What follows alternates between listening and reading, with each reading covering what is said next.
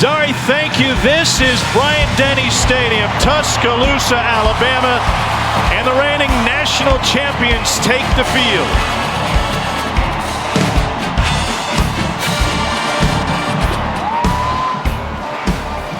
Nick Saban and his Crimson Tide heavy favorites tonight against Southern Miss. But if you've been paying attention to college football, we know on this wild Saturday, anything can happen. Southern Miss in town from Conference USA made the drive over from Hattiesburg, and we are ready to go in T-Town.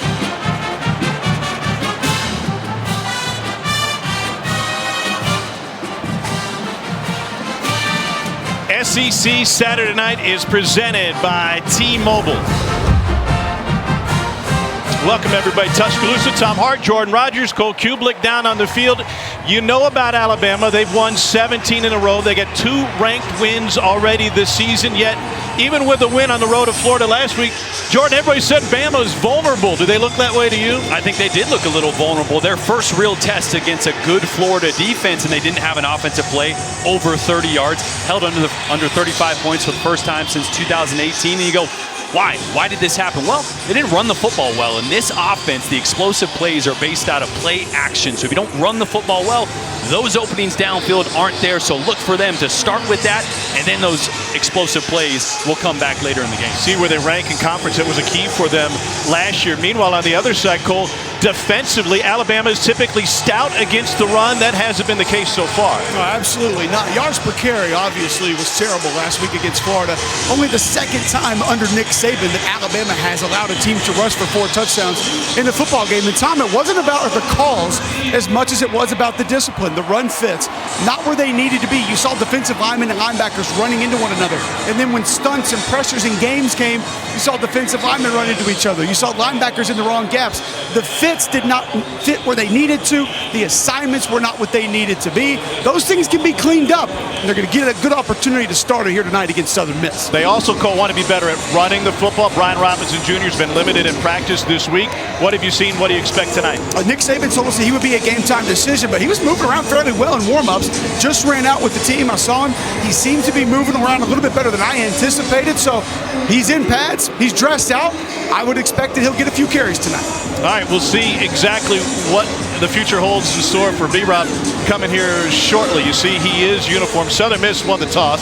They've deferred. Alabama will receive, and that young man, Bryce Young, will get a crack at it. 10 touchdowns, 0 interceptions. Nobody else in the country could say that coming into the weekend. Yeah, extremely talented, and the number one thing Nick Saban wants out of his quarterback is to protect the football. He does that extremely well while managing risk. Again, the shots downfield weren't there from a schematic standpoint. It will be tonight. A night game in Tuscaloosa, and the home crowd is ready.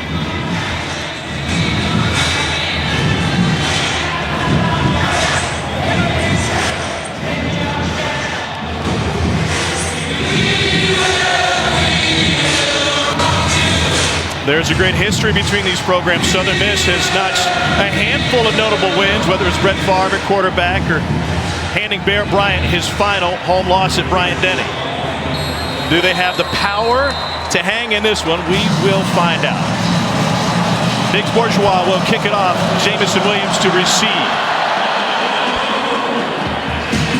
Williams wants to bring it out. Got a seam. Got speed. Got touch at the 35, but stayed up. What a way to start the game. Touchdown, Alabama 100.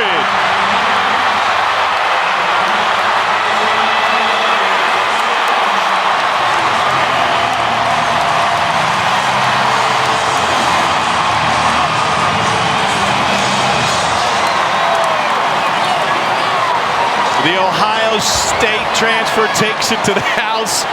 We're going to have to wait to see Bryce Young. I mentioned no explosive plays last week. Well, I know this was an offense, but man, Jamison Williams is increasingly becoming one of the most valuable players to Alabama. That's one of the reasons why. Will Riker punches it through. Lane Kiffin said this week it's almost unfair.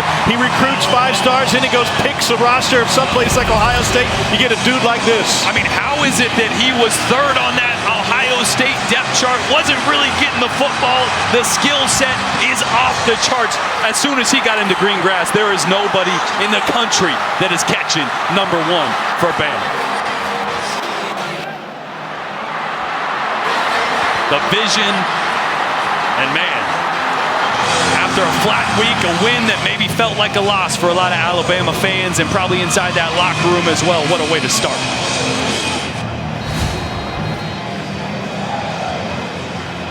Yeah, that's a heck of a start for Jamison Williams and the Crimson Tide.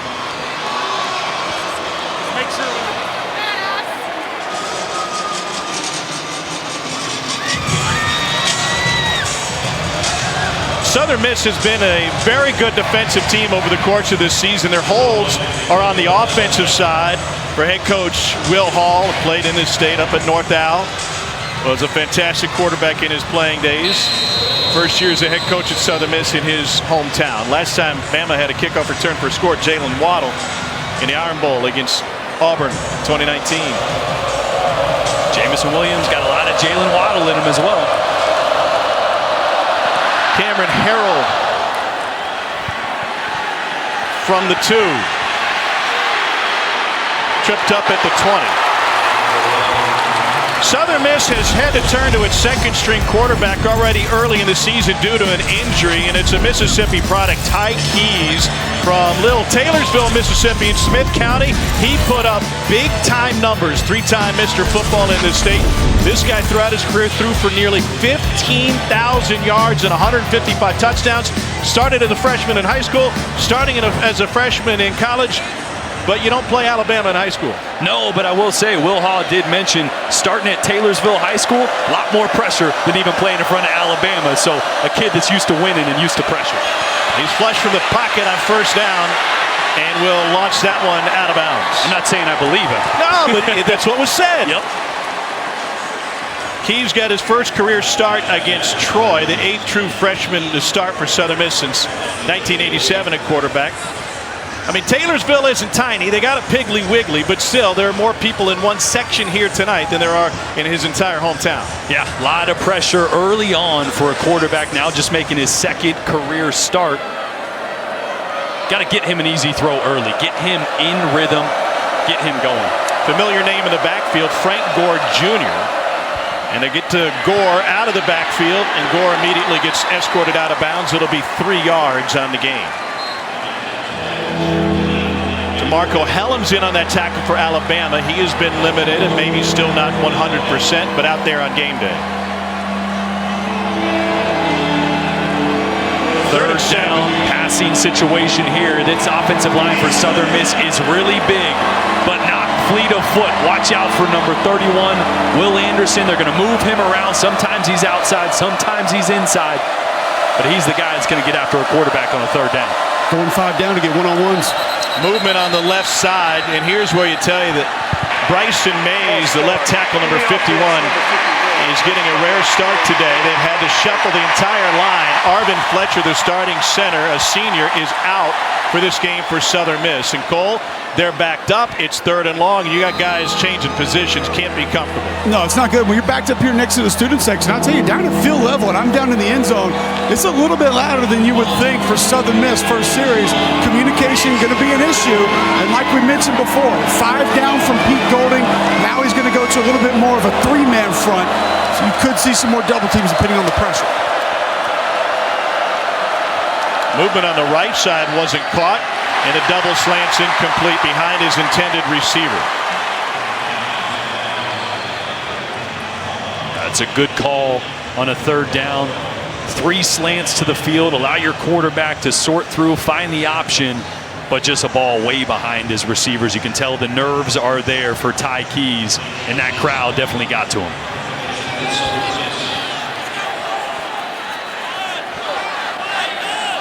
Mason Hunt to punt it away for the Golden Eagles.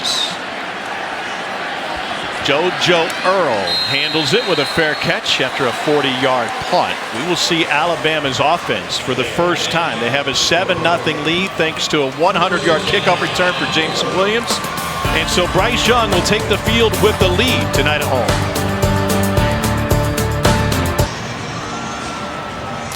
Here's Bryce Young, sophomore from Pasadena, California, out of Mater Dei, number 5 recruit in 2020, highest quarterback rating in Alabama history. And he has thrown 10 touchdowns and 0 interceptions coming into this game.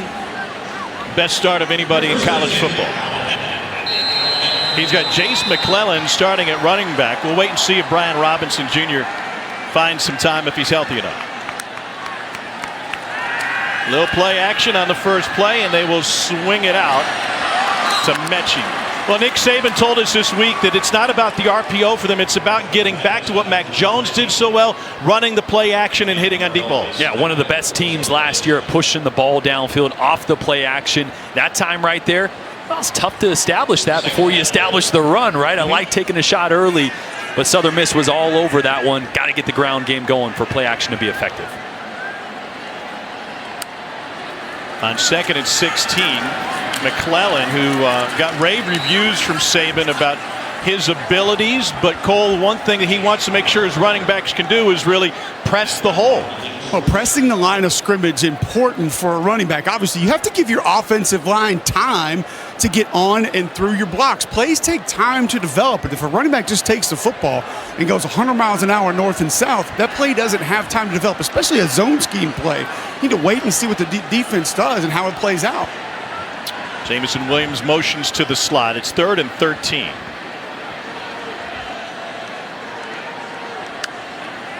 Southern Miss only brings 4. Young to the outside. Caught in an Alabama first down. John Mechie. This is such a good throw from the far hash. He's going to get quarter, half, which means there's a high safety, 2 high safeties to the field. The open spot is the flats, but look at that defender. He's got to get that up and over. It's about a 35-yard throw right on the money. Back to the ground game, and there is room. Pressing the line is McClellan, a sophomore from Aledo, Texas, who picks up 6, and now Bama rolling it a little bit. Boy, pretty big double team over here by Evan Neal and Javion Cohen. 70 Javion Cohen left guard has played excellent football this year. And hey, listen, you get 305 and 350 leaning on you, you're probably going backwards. Southern Miss has been fantastic against the run, second only to Wisconsin coming into this one. Young has time, pocket holds, and he'll float one in for a big-time completion to Jaleel Billingsley. Out of the doghouse into the red zone. That's a great concept here. Shot play again. Southern Miss is playing up over the top. Watch these routes take the deep defenders, and Billingsley's going to cross the field that way and slip right underneath that over the top coverage. Here's Mechie again, trying to set up a little screen, and he's got nowhere to go. Big time play by Jay Stanley, Ole Miss transfer. Cole, you had a chance to talk with Austin Armstrong, the young defensive coordinator for Southern Miss. How do you expect them to play Alabama early in this game? Well, he wanted to move the front early on, and you kind of saw it. First play of the game, a little bit of run stun inside between defensive tackles, and then you saw a stun on that previous play on the completion to Billingsley as well. He knows he can't sit still, but has to mix some things up in the front and on the back end. Bama's expecting some pressure. This time, McClellan bottled up. He finds 2. It was interesting. We spoke to Austin Armstrong, the defensive coordinator for Southern Miss, on the field about number 19 for Alabama, Jaleel Billingsley. Specifically, he said, you know, it's interesting. They're not splitting him out as much as they did last year. And what do you know? First big play, he was split out as a receiver, not attached as a tight end. Armstrong, true baby blues. He's the youngest coordinator in the FBS, just 28 years old, high school class of 2011. And he's trying to coordinate against Bill O'Brien. On 3rd and 8 to the end zone, Billingsley. Beautiful catch for a touchdown.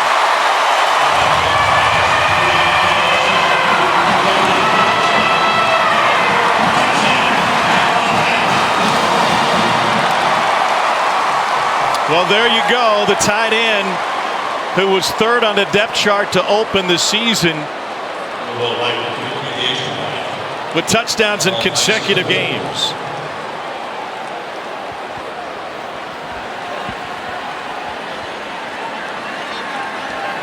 Will Reichard for the point after. He stays perfect. How Billingsley get open? Boy, once again, using him split out like a wide receiver, this time in a bunch. So he's going to have two receivers again here. They're going to open up this coverage and a little wheel route behind to set up man-to-man. Right? You got a team that wants to play up over the top. Great. Take them there and get a man matchup underneath for your athletic tight end, and a great ball by Bryce Young, Alabama, 14.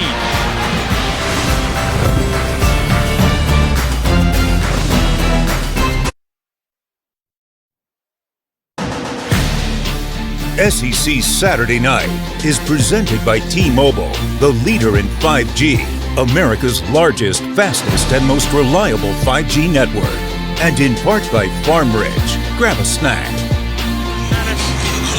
Well, perhaps the greatest win in Southern Miss history, handing Bear Bryant a loss. It's Jim Carmody on the right, the first-year Southern Miss head coach. He had a great quarterback in Reggie Collier. It was one of only 2 losses for Bear Bryant at Bryant-Denny Stadium. The other one came to Florida. And what made that one so painful? It ended Alabama's 57-game home win streak at the time. Carmody and Southern Miss had the nasty bunch. Coldest Alabama defense can be nasty. And when execution is on point, we see how it works. It wasn't always the calls from Pete Golding. This is a 4-man stunt up front. Very rare that you get those. Watch the head of the left guard. Now, Drew Sanders is going to come inside. The left guard is used to this being a 2-man game on the outside. Well, the looper comes from the opposite side of the offensive line, so he's completely lost. It's not just the inside move of Drew Sanders, Jordan. And you saw the interception there as a quarterback. When I don't see pressure coming, I'm more relaxed in the pocket. Yet you get loopers, you get hit in the face when you're not expecting it. That's when those turnover-worthy plays happen. Defensive coordinator Pete Golding. They're pitching a shutout so far. Frank Gore Jr. on the play action to him. They'll swing it out of the backfield, and physical play by Dalen Armour Davis will be a loss of 1. The net on the completion to Chandler Pittman. Boy, the Southern Miss receiver just tried to block Jordan Battle, and Jordan Battle said, not today. He tossed him on his butt. It's a way to start. 2nd and 11. Over the middle, that's complete, and a tight end, Grayson Gunner, will rumble for a first down. All right, we've seen great Alabama, and now, Cole, there's also evidence of when they're not executing. Right, when the execution doesn't go well. This is a tackle twist on the inside of the defensive line. I can promise you, one thing not supposed to happen is what you're going to see on your screen right now. The 2 D tackles run into one another. That gives you a lot of space to throw the football, Jordan. Yeah, when you don't have pressure in your face as a quarterback, you can dial up a back shoulder, perfectly accurate throw against great coverage. That defensive line twist, pressure or no pressure, makes all the difference. We'll watch that defensive line today. The real talent, the youth of the Alabama defensive line, as Gore takes up one right into the heart of it. Christian Harris, the tackle. Talking with Pete Golding yesterday, Cole, he told us, I got my young guys that have incredible talent. If I can get them to do what they're supposed to do, the ceiling is really high for them. The older players on that Alabama defensive line can do their job, and they know what they're supposed to do, but the inference was that the younger guys have more upside. Well, and I think, Tom, it fits right into the narrative that we were just discussing, and that is inconsistency. This young group of defensive linemen for Alabama that normally would apply some depth for what Nick Saban has just been too inconsistent to grab meaningful reps. Delayed pressure that time from Christian Harris. They force the incompletion. It'll get loud on this 3rd and 8.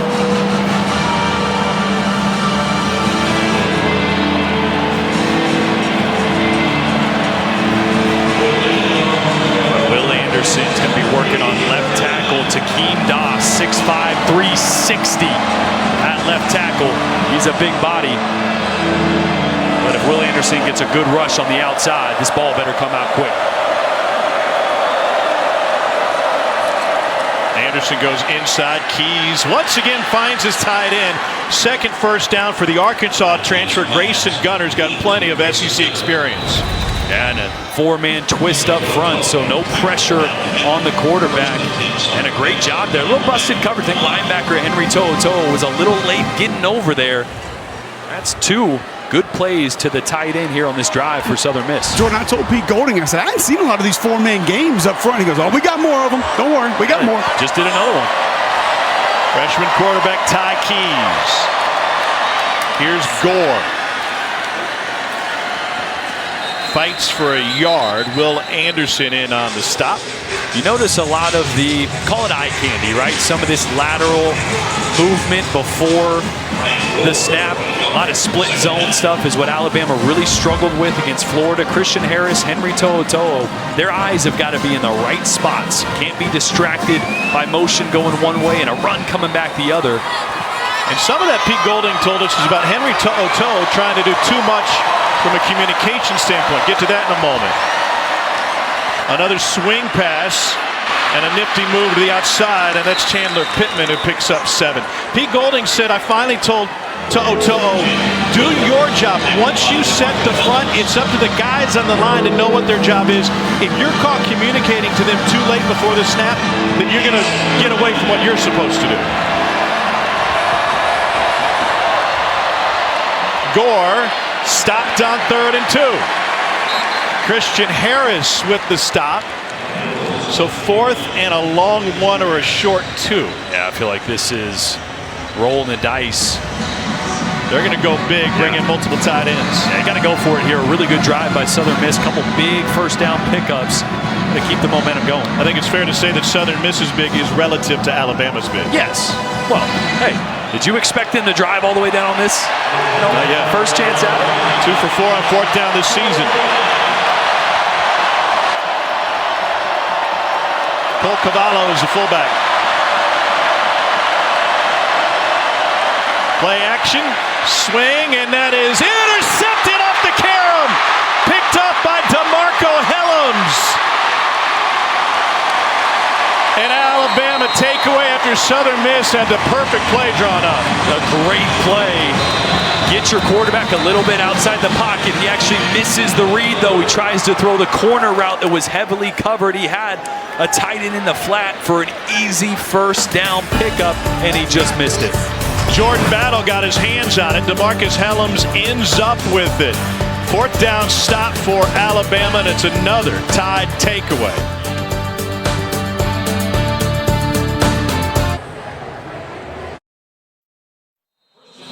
This season, Allstate will celebrate every field goal and extra point made by participating universities by making a donation to the university's General Scholarship Fund.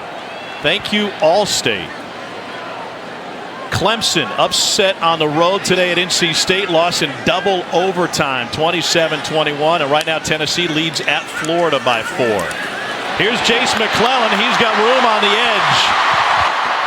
And McClellan takes it into Southern Miss territory with a 27-yard run. Great lead block by Jamison Williams coming down and cracking on a linebacker to open things up there for Jace McClellan.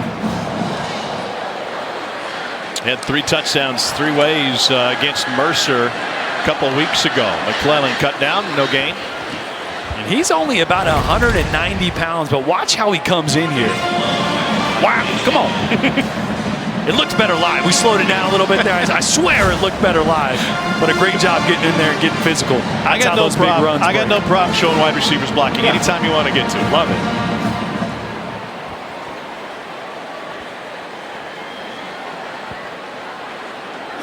Call it 2nd and 9 now. Bryce Young off to a perfect 5 for 5 start.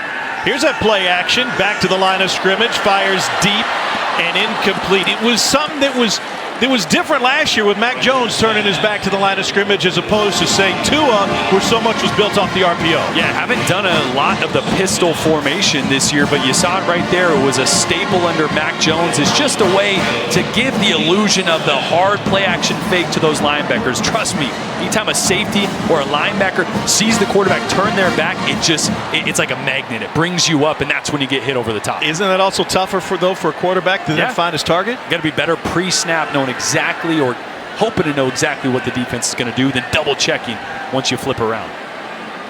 Bama 2-2 on 3rd down tonight. Pressure coming. Young didn't see it till late. Escapes it. Throws wide open. Slade Bolden. And Bolden gets wrestled down inside the 30. Goes from a sack to a 20-yard gain. Just a free runner here. You're going to see the nickel come on a blitz. Line was sliding the opposite direction, but this is where Bryce Young is at his best, stepping up, moving when there's pressure in his face. Young 6 for 6. Here's McClellan, shifty in the hole, and he pushes it all the way out to a gain of 7. They pressure Bryce Young a lot. He doesn't seem to get phased. No, I mean, he's unbelievable at keeping his eyes downfield, navigating the pocket, and delivering those explosive plays. Yeah, he could take off and pick up 5 or 6, or he could rip one downfield and really hurt a defense. Here's Mechie looking for a block. He got a couple of them, and then he ducks inside. Pylon. Ball came out. It was recovered in the end zone. They say he was down just outside of the goal line, even though Cameron Latu found the loose ball. It's a pickup of 20. Oh, great spin move. And let's see. Yeah, he lost that for sure. The ball was out. It should be a recovery by Latu and a touchdown if they want to stop it. They will not. Yep, they did. Jason's going, oh, come on. What do you got it anyway?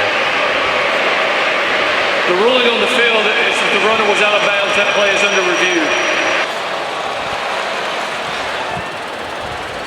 This should be Cameron Latu just found an Easter egg and picked up a touchdown. Ball comes right out. Where does Latu grab this?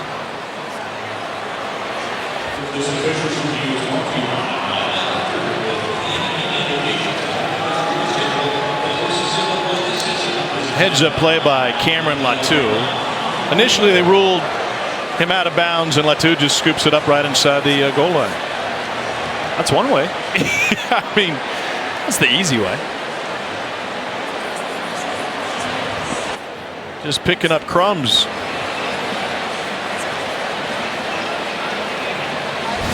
It's like walking right past the hostess stand at Chuck's Fish and finding an empty table. That's why I was asking where the ball was, because that can't advance it if he fumbles that forward, right? So where did on fourth down you can't, but that would be legal. Oh, okay.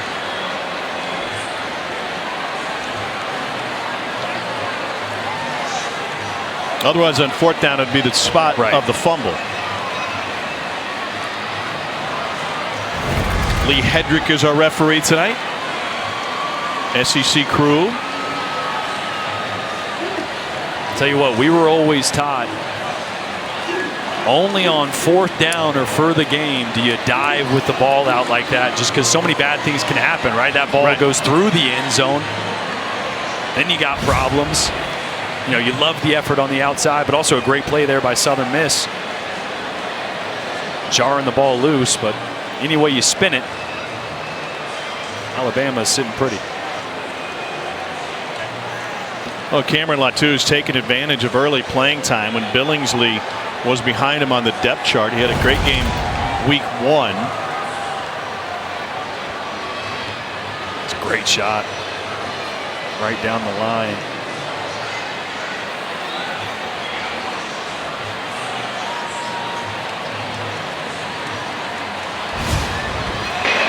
After review, video evidence shows that the runner fumbled the ball prior to the goal line. However, it was recovered by a teammate for a touchdown.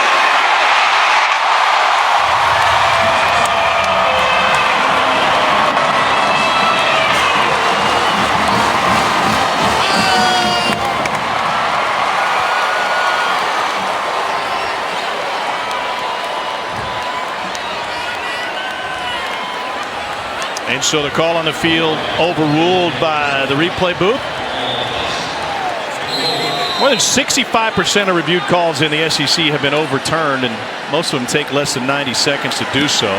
Reichert hasn't missed a point after since he put on his high school uniform, and that remains the case. It's a 21-0 lead for Alabama. You know, I played indoor soccer in college, and used to call me the garbage man because I wasn't very good, but I would position myself so if anybody shot the goal and there was a ricochet, bam, I'd be right there for the easy knock-in. 81 right there is playing garbage man. He's just picking it up. Hey, touchdown. Can I ask a question? Yeah. What was better at Mandy, the indoor football facility or the indoor soccer facility? I'm going to plead the fifth on that. I thought you were going to say they were one and the same. Well, they are, actually. I mean, well, yeah, that's a good point, yeah. There's only one. Held Georgia to just 3 points in the second quarter today, the Commodores did. That's one way to spin it. So Young with a 24-yard completion, and then, pardon me, Mechie, then the fumble, and Latu picks it up. Only unfortunate part for Bryce Young, that's not a touchdown pass. Tuscaloosa Light Show here, 21-zip.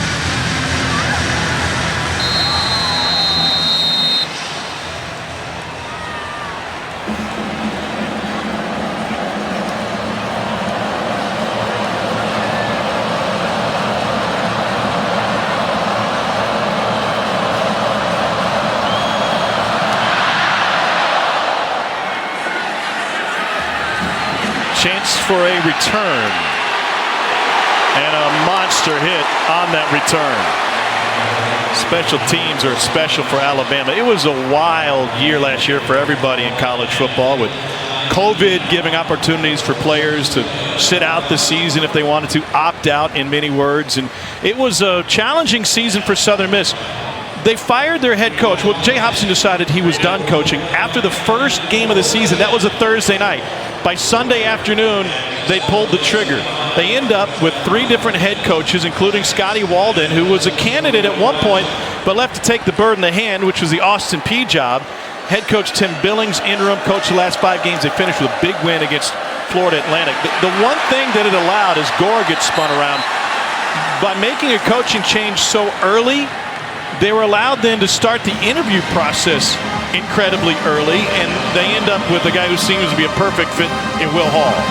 Perfect fit, and a guy that understands there's a lot of turmoil. It's going to take really developing this program from the ground up, understanding what type of players they want to recruit to fit the scheme, changing the culture.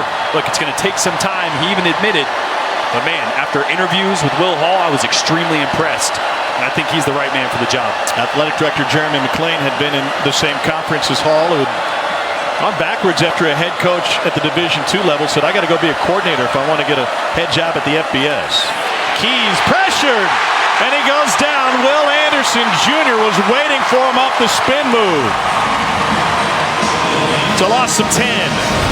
Boy, Will Anderson cleaned up, but watch Mathis here really providing the reason that Ty had to escape the pocket there, and Will Anderson, just like Cameron Latu, was able to clean up a little bit.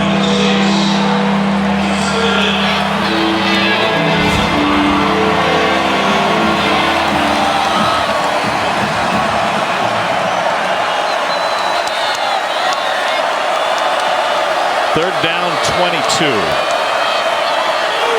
Keys keeps it. Nice read.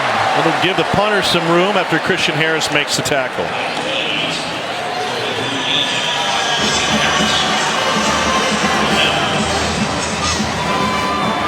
And so Mason Hunt will come on for another punt. The school that produced Ray Guy, first punter in the College Football Hall of Fame, first round pick of the Raiders. Figures to use Mason Hunt multiple times tonight. JoJo Earl to return. Not a great punt. Earl from the near side of the 50. We got a flag early, but Earl with fireworks dips to the outside and taken out inside the 5. Mason Hunt, the punter, made the stop. As it stands, a 46-yard touchdown return for JoJo Earl, but a flag back at the 30. Oh, he's something, huh? Yeah. You look at what they had last year, what they lost, you go, man, I don't know if they're going to replace a guy like Devontae and Jalen Waddle. Holding on the return team number 7. That's a 10-yard penalty from the end of the kick. First down. And then all of a sudden, Jamison Williams and JoJo Earl. Yeah, pretty good. By the way, can you imagine how good the team was at Aledo High School in Texas with JoJo Earl and Jace McClellan on the same squad? You think anybody else touched the ball? Yeah, hard to be a bad quarterback on that roster, right? Hand it off and dump it off. Yeah. They'd been playing together since they were young tykes, and on the same team in middle school. Parents got together and said, you know, pretty good program out in Aledo. How about we all pack up and as families move out there? And that was the decision. And then Earl was recruited to Alabama by McClellan, who was originally an Oklahoma commit.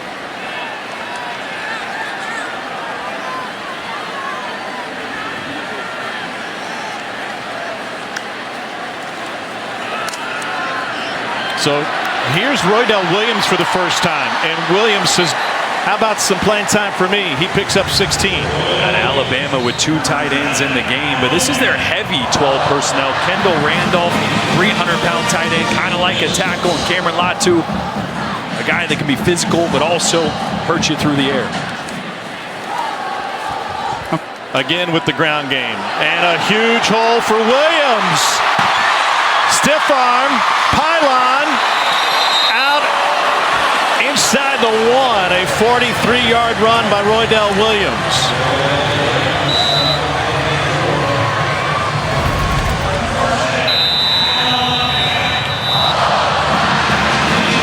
Williams elbow down just right at the 1-yard line. Good spot by the side judge. And when the second quarter begins, Alabama will be on the doorstep once again. Roydell Williams getting the Shakers going. Alabama up 21-0. Welcome back to SEC Saturday Night, presented by T-Mobile. Bryce Young has 2 touchdown passes on the game. Looking at a 1st and goal now. It's Roydell Williams in the backfield. And Williams plunges into the line, but will be stopped short. That'll set up 2nd and goal, no gain. Cole, what's it like as an offensive lineman in goal line situations? Man, it's just getting low. I used to try to get down in a 4-point stance and just bear claw. You're just trying to get a little bit of movement, try to get your pad level, maybe get your helmet, your hat placement underneath those defensive linemen in front of you. Try it again. And this time he's in. Roydell Williams with the touchdown plunge. This is first for the sophomore from Hueytown.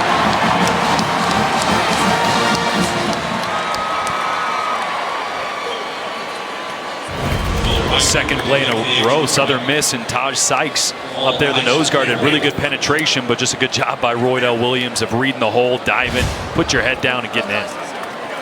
4-play, 60-yard drive, needed only 65 seconds.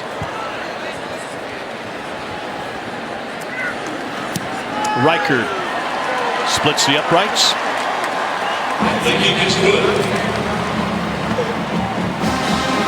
The play that set it up. I mentioned Alabama getting in that heavy 12 personnel with 2 tight ends, Kendall Randolph and Cameron Latu right here. Watch this double team and watch Latu come up and really have the block that allowed Roydell Williams to hit the sideline. That's a great job of engaging, driving the defender all the way to the sideline.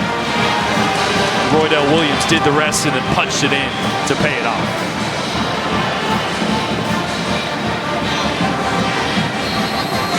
Pylon cam no worse for wear, and Williams able to clean it up after getting him down there. See Randolph with some movement down there by the goal line again. And back to something that Jordan was saying earlier, that they're different tight end, they're bigger tight end. He's not a tight end, guys. No. I mean, that dude's a tackle. And Bill O'Brien told us he would be their next right tackle in the game, but the value to be able to have someone that has the understanding, the technical wherewithal to be able to block the way that he does, especially in the run game, not a lot of teams can offer that. Kendall Randolph, 6'4", 298. He does have a tight end's number. Well, yeah, there's a 12 personnel that's really an extra lineman for Alabama. There's a 12 personnel that is really an extra receiver when 19 comes in the game for Alabama. And there's also 13 personnel. Yes.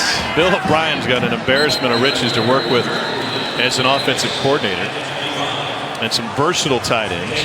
Ty Keys so far in this game, the freshman, 3 of 7 for 39 yards. Small town kid from Taylorsville, Mississippi. Taylorsville, by the way, northwest of Soso, and it's just north of Hot Coffee, Mississippi. Hot coffee, huh? Yeah, you're more of an ice guy. Yeah, I'm a cold coffee guy, but yeah, I dabble every now and then when the weather starts to get colder. Instead of getting on a plane, we could drive over to Taylorsville maybe tomorrow if you got free time.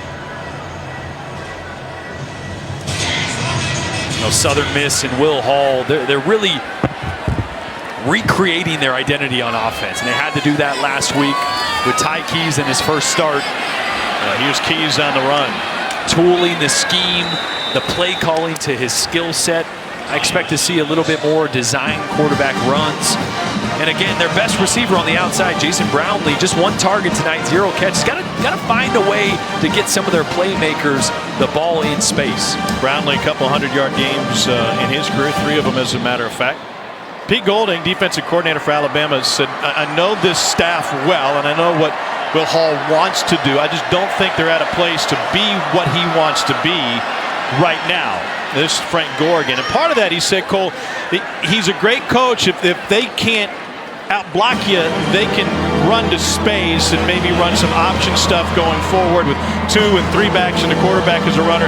But Golding just didn't think that they would see that in this game because Keys has so little experience.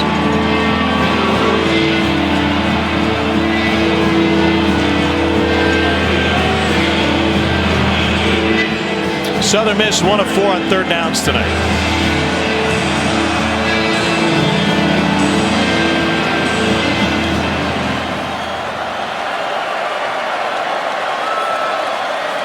Pressure coming. Keys is going to get taken down. He throws it off balance, and it finds the Southern Miss sideline. Will Anderson got to him. And there's an injured Golden Eagle. Ty Keys still on the field. Boygby up the middle, Anderson on the outside. Southern Miss gave up 9 sacks last week, so protection up front has been an issue, and it's always going to be an issue against this group. Cole, what do you got on Will Anderson? Well, one thing that makes him very difficult to block guys is 34-inch arms. I'm just going to do a little demo here for you. I got about 32.5, 33-inch arms. As an offensive tackle, you have to get your hand on a pass rusher. So this is 34 inches right here. So if I'm trying to get my hands on Will Anderson, that's the extension that he has to be able to keep me off of him as he's rushing the passer. Just to put in perspective, Khalil Mack, 33.5-inch arms. Will Anderson, 34 at 6'4", 255 pounds. Can we get the utility? Can we get the utility to keep poking Cole with the stick? Please. That's the ultimate. Now hit him with it. 28-0 Alabama. Good work, fellas. All right, thanks. Hendon Hooker, pretty good start. 7 for 11, a couple touchdowns starting for Tennessee. Bryce Young wanting to go deep. And he's got him! Jamison Williams eating up the yardage again. 81-yard reception.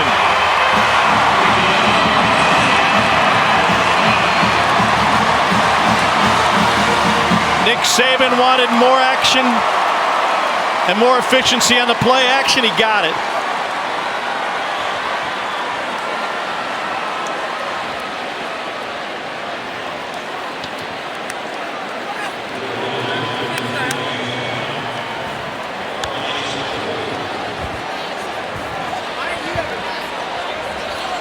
Jamison Williams out of St. Louis by way of Ohio State. He's touched the ball twice tonight. He has 181 all-purpose yards.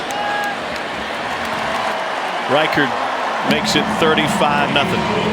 It's just the speed. I mean, you cannot coach speed. Safety's a little lower than they probably would have wanted to be. And once you're even as a quarterback, you see Jamison Williams or any of your receivers even, that means he is leaving. Bryce Young, great read, great throw. A couple weeks ago, we were in town for the Mercer game, and we asked Bryce Young who he emulates at the next level. And without having any idea who he was talking to, he said, Aaron Rodgers, I love the way he plays the game. Do you see Aaron Rodgers and Bryce Young? 100%. There's a lot of similarities in their mechanics, especially their lower body mechanics, the way they flip the ball. Both their feet come off the ground a lot of the times as they're ripping their lower body through the throw to create velocity and accuracy. I kind of expected that was what he was going to say because I've watched him on film and 12 on film a whole lot, and there is a ton of similarities. It's kind of the new era of quarterbacking. You don't see very many Peyton Mannings anymore. You see a whole lot more Aaron Rodgers. Matt Corral fits that description too. And he's 1 and 2 in the Heisman odds right now with Bryce Young. 100%. How quickly the ball needs to come out. How a lot of times passing lanes, you have to fit your arm angle to match where the passing lane is because of tempo and how quickly things change in the new era of offense. Think about it this way. I think 10, 15 years ago, you were recruiting a closing pitcher at quarterback, right? A big, tall, strong-arm guy, threw over the top, 6'5". You wanted Nolan Ryan. Yep, now you want a second baseman, a guy that is quick, agile, can flip and throw the ball really accurately from any platform. That's Bryce Young. Coolest part about that, Jordan, I thought, is when Bill O'Brien told us they actually rep that in practice every day. They work on throwing off balance, throwing while moving around, changing arm angles, things of that nature. Ty Keys took a hit on that last third down. He's back out there. Pass backwards. This will be a run now for Daquan Bailey Brown, who picks up 3. And just some housekeeping. Bryce Young on that fumble at the goal line got credit for a touchdown pass that Latu recovered. So on the night, Bryce Young 8 of 9, 3 touchdowns. Jeez. How many games in a row now is that 3 touchdowns? Every game. Every game. Wow. Pretty good start. That's why he's all smiles. 2nd and 7.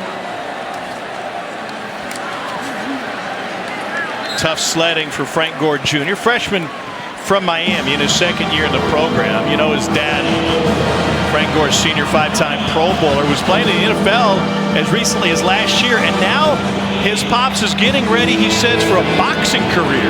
His pops put the gloves on, and Gore Jr., he don't need no gloves out there. That's old school, man.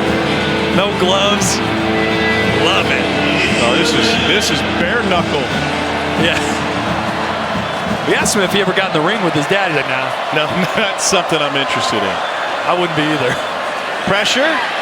They got it to the screen, and this is Bailey Brown, but he gets back just to the line of scrimmage.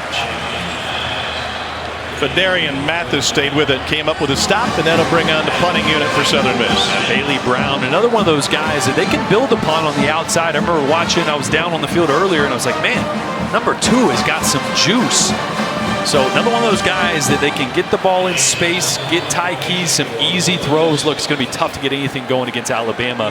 But really, as Will Hall mentioned, we're planning for 2 weeks from now, right? Conference. We're trying to get ready tonight for conference play in Rice. Alabama nearly got it. May have gotten a piece of that one from Mason Hunt. Tide already has a block punt return for a touchdown this season. 44-yard punt. 5 minutes into the 2nd quarter. Alabama's up 35-0. SEC Storied More Than a Voice premieres tomorrow night, 7 Eastern, 6 Central, right here on the SEC Network and the ESPN app. We'll be talking about all the great voices of SEC football over the years, including Eli Gold, Chris Stewart, our good friend, with him, and John Parker Wilson over on the other side. Larry Munson, Jim Fife, Jim Hawthorne. There's a look at Eli in his 34th season. His spotting boards look just like yours, Jay. Yeah, he's got his board's a little bigger. That's like made out of wood too. He's got that. I just keep the paper. That's real. I like how you can see it all at the same time. That's nice. Maybe I should do that. He's had plenty of opportunities to get excited tonight with Alabama up 35-0. First score came on a Jamison Williams return. Here's how it sounded coming out of Eli Gold's mouth. Here's the kick, and we're underway. Jamison Williams from a yard deep to the 10. 15-20, cuts left, up the middle. He's got running room, spun around, breaks the tackle. He's on his way. He's going to bring it back 101 yards. Touchdown, Alabama. Was he laughing? Eli was laughing at the end of that call. Thanks to the Crimson Tide Sports Network. It's going to be a great show tomorrow night. Young pressured, dumps it off incomplete. Cole, you listened to a pretty good one in the Auburn radio network with Jim Fife. He'll be featured tomorrow night. Oh, man, you think about touchdown Auburn, and then obviously Rod Bramblett was able to keep that going. Andy Burcham still doing it today. But hearing all those voices. Intentional grounding on the offense, number 9. That penalty is a loss of down at the spot of the foul. 3rd down. Hearing all those names, Tom, you think about how much college football those gentlemen painted for us in our minds growing up. I mean, that's what it was. We knew those guys as the voices of our team, still do today for many of them, and been very impactful over the years. I'm looking forward to the Munson part. We stepped on their face with a hobnail boot. The best. 3rd and 14. after intentional grounding called against Bryce Young. They'll send Williams out of the backfield, set up a screen to Mechie. Boy, that's tough. That's a tough play for Emil Ekiyor, Cole, to get out there on a screen that they're trying to set up. Especially when Bryce Young can turn and get his feet in the ground and get that ball out as quick as he does. I mean, you're not going to beat that football out there. However, receiver has to know that the offensive line's coming out, probably going to take a 305-pounder a little bit longer to get to the perimeter. So come flat before you try to get north and south. You still, as a quarterback, want to get rid of it immediately? Absolutely. And it's up to the wide receiver to get by the time. Quick screen right now. Yeah, the timing is what the timing is. That ball's going to come out of your hand. James Burnup to punt for the first time. He's got a rocket for a leg. The Aussie can do magic with this thing. And it's scooped up on the run. Daquan Bailey Brown past midfield. Not much hang time that time from Burnap. 38-yard punt return for Bailey Brown. Crimson Tide Radio Network. Good job by those professionals across the way. Hello, fellas.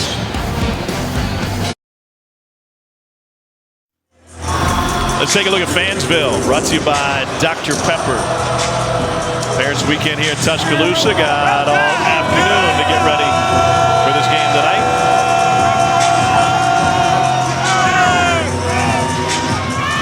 I haven't had good ribs in a long time, man. All right, that's something we can work on. Yeah, I need to get some good ribs. There's a tailgate out there watching right now. You want to deliver them to the booth, we'll eat them. First and 10. The freshman Keys going to find some daylight. Not much to find. We got a flag after the play. Malachi Moore in on the stop. One of the things we discussed with Pete Golding was getting everybody in the right position pre-snap. And he talked about how bright Henry To'o is. On the offense, number 60, 10-yard penalty with a replay first down. And Cole, he was telling us that sometimes To'o over helps. He wants them to get the call in, get the D-line set, and then let them deal with their own responsibilities and do his own job. I think the foundation of what Pete Golding was saying, I would rather have a defense called and then you execute it versus whatever they run, whatever formation they're in, then you attempt to be getting into a different defense while the football is snapped. We hear a lot of defensive coaches say 11 sets of cleats in the ground. Essentially what Pete Golding is saying there, I know you want to be right with everything, every alignment, and what everybody's doing, but sometimes just get me in whatever defense we call and let's ride it out. Keys finds the open tight end. It's Gunner again. Somehow got loose for 26. Third catch, third down. What a great play action there. Just, again, stealing the eyes of the linebacker. Henry To'o and Christian Harris there bit up on the run. Tight end right behind him. Matched up with Malachi Moore now.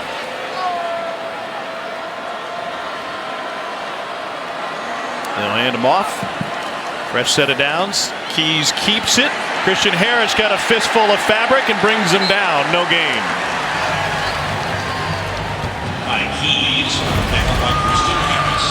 Now watch right here. Henry To'o come up to play the run. I thought we were going to that last play. Great play there by Christian Harris. Thought we were going to the play action behind that because, you know, tight end position last week for Florida was an area of concern as well. Florida hadn't used the tight ends a ton, and they got Kamari Gamble and Keon Zipper both had big days. I thought you were still thinking about ribs, so I was giving you a pass. Moore shows pressure off the edge, and Will Anderson first one there. Loss of 3.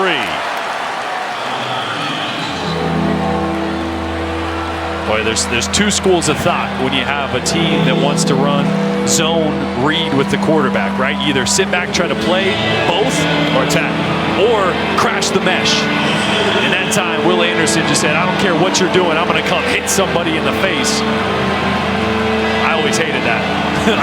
Don't do that, come on. You're the one getting hit in the face. Yeah, I don't want that. Southern Miss has converted just 1 third down tonight.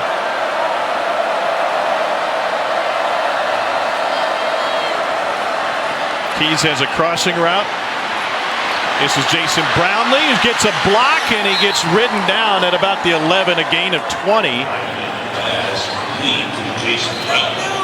And they finally targeted their best receiver. Yeah, and this is a one read, one throw. This is the only place the ball was going. Everybody on the right side of your screen there, on the right side of the formation, is running their defenders off and then blocking for Brownlee coming from the left side to the right. It's kind of like a way to get a screen, but on the other side of the line of scrimmage. And not a very clean game on the right side of that offensive line. Will Anderson slants in. And you saw Justin Bigby not really get back around to take up that passing lane. Bama trying to preserve the shutout here in the first half. Keys swings it out. Missed tackle, Chandler Pittman to the pylon. And they'll say he's out at the 1. Stepped out before he made the dive, apparently. DeMarco Helms came up to try to make this tackle. Pittman got out of it. Let's see. Ooh, I got a touchdown. I think so. Any part of his body come down out of bounds before the pylon's hit? Perhaps the left elbow? Did the ball move? Did he lose control of the ball before he hits the pylon? That angle, it didn't look like it, but the other angle looked like that ball was moving a little bit. You can tell, you can tell that he was trying to grab the ball to reach out before he was getting hit. And if that ball moved and he lost control, that'd be a touchback. If he has control, it'd be a touchdown. Replay booth is going to get involved. That's such a, right here. Yeah, it's loose before it hits the pylon. It looked like it was loose, right? Yep. I mean, just barely. And now will be, do you have enough evidence to say absolutely that ball was moving? That angle, no help. The behind angle, no help. It's that sideline view right here where you can see that ball. Watch the nose of the ball. Right? Yeah. Oh, yeah. The nose of the ball is coming out. Surged forward, otherwise it wouldn't have. Yeah. Well, this is what you were talking about earlier on the Latu recovery in the end zone. That's why you, unless it's an end-of-game situation, why you don't extend for the pylon with the danger of a touchback. And you can see right before Malachi Moore goes to hit him, he's thinking right there. He's thinking about trying to reach the ball out and probably loses control just a little. Video review, there's evidence to show that it is a touchdown. Oh. The airborne runner hit the pylon. I don't agree with that. On his possession. I don't either. But I tell you what, sometimes when a replay review booth or collaborative replay, I think they can get focused on one element of the play, and it wasn't called a touchdown originally. So if their focus is pylon or not, was he out of bounds? Even with all the help they get and collaborative replay with help from Birmingham, sometimes you can miss the kind of stuff that you were able to see.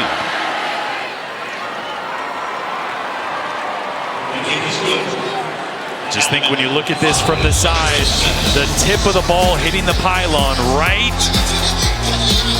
here, to me, that is losing control of the football, not what the refs saw, and so Southern Miss on the board.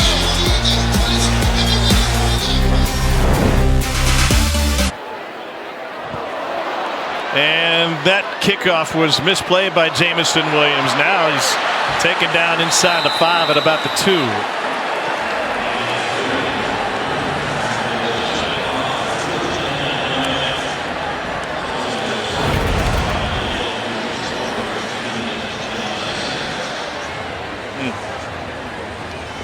Nice design by Southern Miss, just trying to sneak one past Bama. Hey, thanks to Wheels Up, helping make travel easier. Jordan was at SEC Nation in Columbia, South Carolina this morning.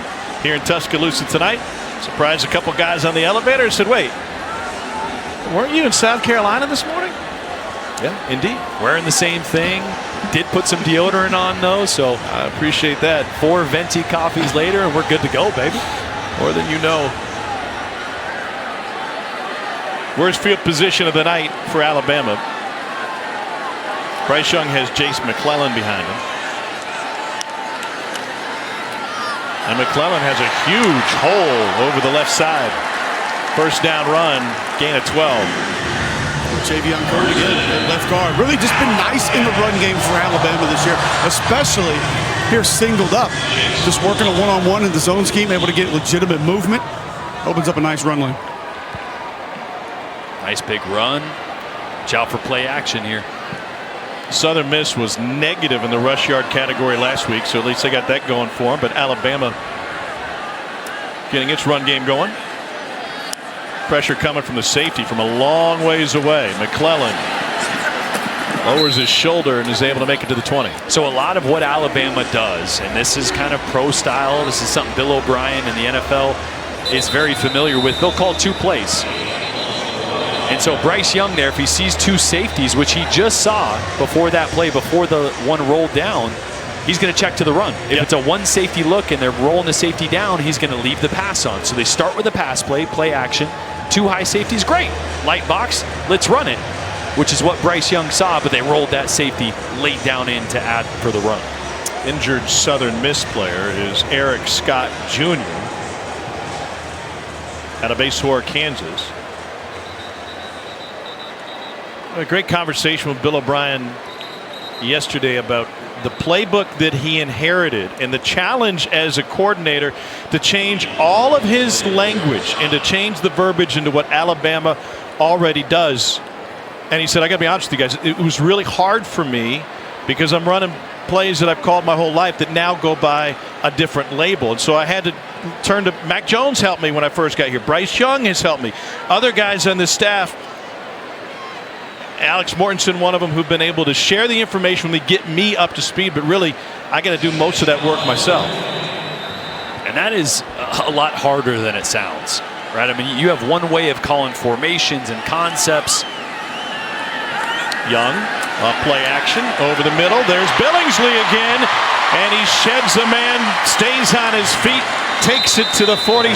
It's a pickup of 33. A similar play to an explosive one that Billingsley caught earlier. Look, Mechie on the left side, right side of your screen, is going to run both those defenders off. The safety in the corner, open that lane up for Jaleel Billingsley.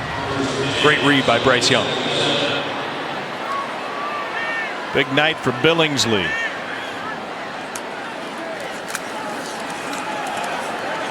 Roydell Williams, hogtied after a pickup of 9.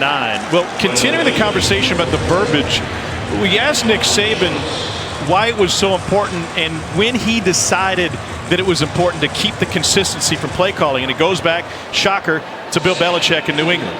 And he said what Belichick does and what we've tried to do, it's not 100%, is to keep the same verbiage on both sides of the ball, which to the unaccustomed may not seem like a big deal, but you've got coaches coming and going. In the NFL, you've got players coming and going. And so you can call it the same thing whether you're in the offensive meeting room or the defensive meeting room. Is that, how uncommon is that? No, it's extremely common that it is called differently. Every team I was ever on, we would call trips or tray a certain thing, and the defense would call it completely different. Or a run concept that we say is this, defense would say it's something completely different. So it is less common that teams would try to have the exact same verbiage on both sides of the ball. And you consider, Cole, the turnover in the coaching department, especially with offensive coordinator over the years, it's obvious why the consistency would be important from a player perspective and Nick Saban, a player's coach. Think about the amount of players. If you did turn over a coach, any coordinator either side of the ball, think about the guys that are close, the guys that are almost there, and maybe they just don't understand the verbiage. They don't understand the scheme. They can't identify things and give it to the guy next to them. We talked about To'o and his value a little bit earlier. All of a sudden, you're close, and then a new coordinator comes in. You have to relearn everything again. Something Cam Latu told us was tough for him going from defense to offense even. On 2nd and 6, they'll run it again. Roydell Williams! And he stumbled over the 5-yard line. 16-yard run. That close. Circled John Mechie there did a great job of identifying and communicating to Bryce Young that a blitz was coming. Checked the run the opposite way. Bryce Young was aware. He said, we're good. Big game. It's about 6 stretch plays in a row on this drive. Yeah. Williams, the outside receiver. Billingsley, the slot.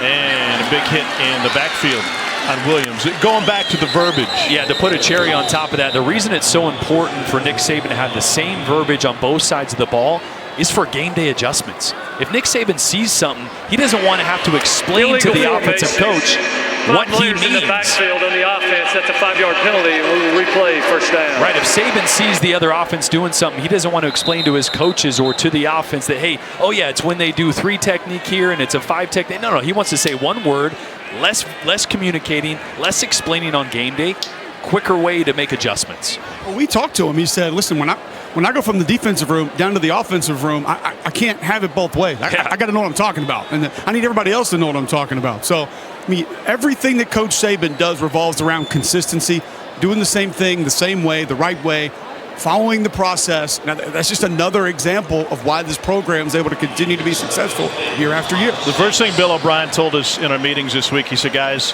this has been humbling. Here's a guy who was not only his own Division I head coach at Penn State, NFL head coach, NFL general manager. He said, but it's been such an incredible experience for me to get this opportunity here at Alabama. And he's had a tough job, like you said, of learning verbiage, but also figuring out where he can kind of sprinkle in some of, his touches, some of the RPO stuff that he learned with Deshaun Watson, that Deshaun ran at Clemson and then brought to the Texans, and some of the play action stuff. The 94-yard touchdown by Jamison Williams was kind of a wrinkle that Bill O'Brien brought into the offense. So figuring out what he can add to help this offense take the next step. I thought it was pretty cool how he said Mac Jones was critical in him being able to help learn this offense as well, coming by during his NFL draft training. First and goal, and just outside the 10.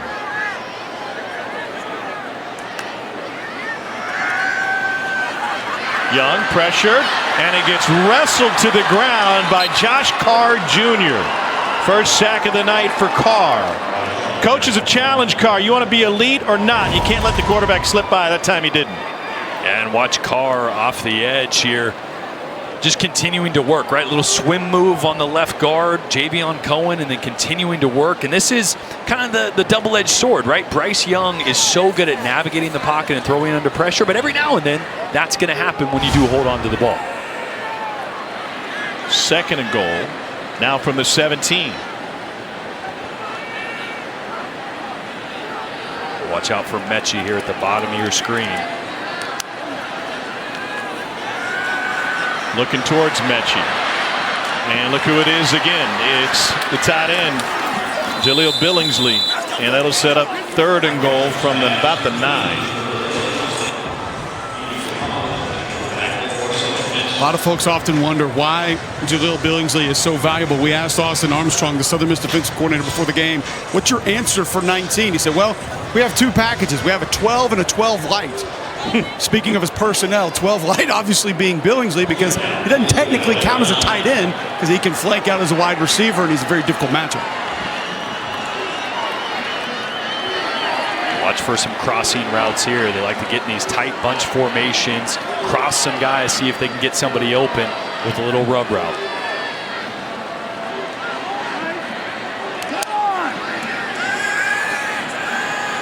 Young steps up, throws on the run. Nice move by McClellan. Touchdown, Alabama.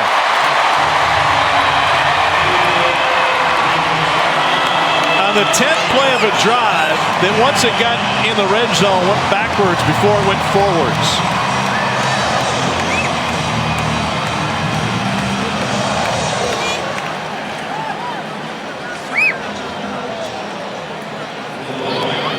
Just a really good job by Bryce Young. It was great coverage on the back end by Southern Miss. Like I said, that bunch set, everybody crossed at the release. Southern Miss did a good job of passing things off, but what a great job by Bryce Young of knowing where your outlet is, where your check down is, getting him the ball, letting your playmakers make a play.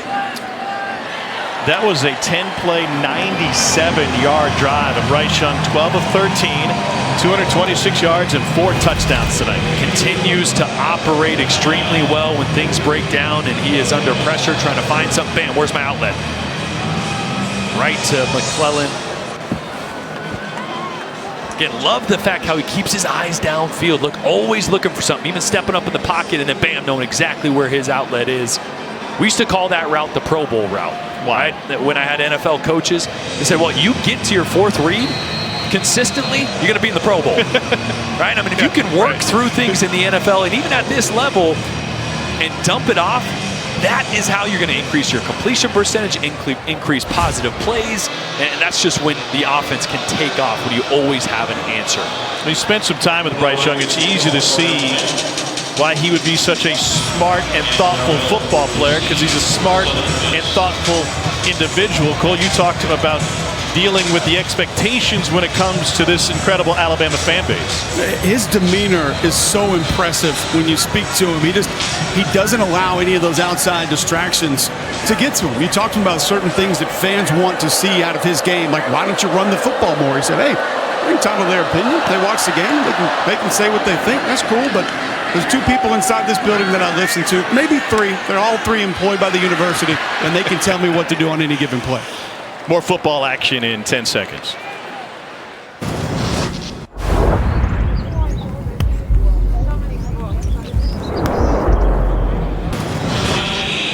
(42-7), Alabama with a comfortable advantage here towards the final seconds of the first half. Cameron Harrell is helped off the field by the Southern Miss athletic training staff. Ty Keys, 8 of 13 for 101 yards in this game. This is a Southern Miss staff that told us, Will Hall said, we view this as a game in between 2 other games and 2 weeks of practice to get us ready for our Conference USA opener. And Ty Keys with a baptism by fire for a freshman quarterback. We're at the half, and you can watch a live performance from Alabama's $1 Million Band on SEC Network Plus. Start streaming now on the ESPN app. A comfortable first half for Alabama. It got started with a 100-yard kickoff return for Jamison Williams. We'll get Nick Saban's thoughts. He's with Cole right now. Coach Saban, you said this week play action was something you wanted to see your team get involved a little bit more. Felt like you had good success within the first half. Yeah, we did. We made a lot of explosive plays, play action. Bryce did a good job of throwing it. Guys got open. 19's been open a couple times. One made a big play on a play action pass, so we're happy with that. Feels like the defense has been successful attacking the mesh in zone read. How and why do you decide to take that course when playing a team that does it a lot? Well, you know, we want to force. They run a lot of counter OT, so when we force, you know, we get an extra guy because they're not blocking that guy. So, you know, the quarterback ends up keeping the ball, but we got a guy on him too. So just got to get off the field on 3rd down on defense. 3rd and 13, we let them complete that like screen pass. So anyway, got to play better in the second half. Thanks, Coach. I think. They held him to 2 of 7 on 3rd down. He is a perfectionist, and the results speak for themselves. Bryce Young nearly perfect. 12 of 13, 4 touchdowns in the first half. You know who's perfect? Dari. It's all yours.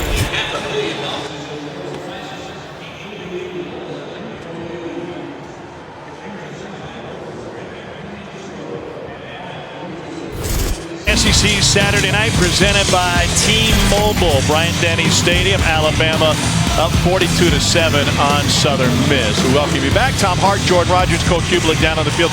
You know, we started the broadcast tonight talking about Alabama's vulnerability after the Florida game last week. What have we seen today? Clemson lost. Texas A&M lost. Oklahoma is losing. If I'm an Alabama fan, I'd take this vulnerability all day long. Absolutely. It was a lack of explosive plays last week. 0 offensive plays of 30-plus yards. And tonight, already 3, it was the play-action pass, right? They're running the football better. Bryce Young and these athletes they have on the outside are just running by Southern Miss defenders. And Jaleel Billingsley has had a big role, and he hasn't really had a role the first 3 games. I think he's out of the doghouse. Yeah, and found the end zone. Let's take a look at our first half stats brought to you by Zaxby's. Bryce Young and play action tonight, a focus for Nick Saban. Absolutely. I mean, this is how they were explosive in 2020. This is how Nick Saban wants to be explosive and wants to push the ball downfield. And I tell you what, coming into this game, averaging 6.6 yards per attempt, they're doing a little better than that, all right? Yeah, he does not seem bothered. I'm just trying to find a perfect roll of tape. Maybe some chapstick. That's about it.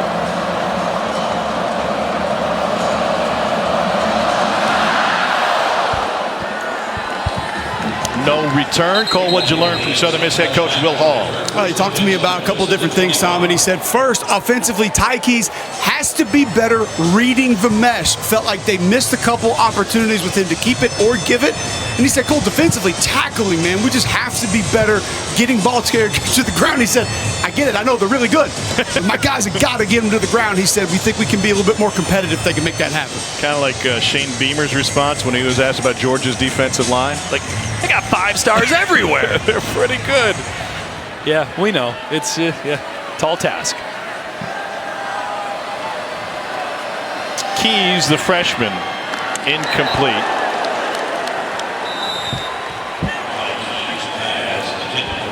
I'm going to tell you guys, we've talked about this Alabama defensive line and some of the depth and some of the different players, but Phil Mathis is someone, to me, who continues to grow each and every week in this Alabama defense. And when we talked to Pete Golding about all that depth and all the guys, he said, listen, 48 is 48. He's going to do what we need him to do, how we need him to do it, when we ask him to do it.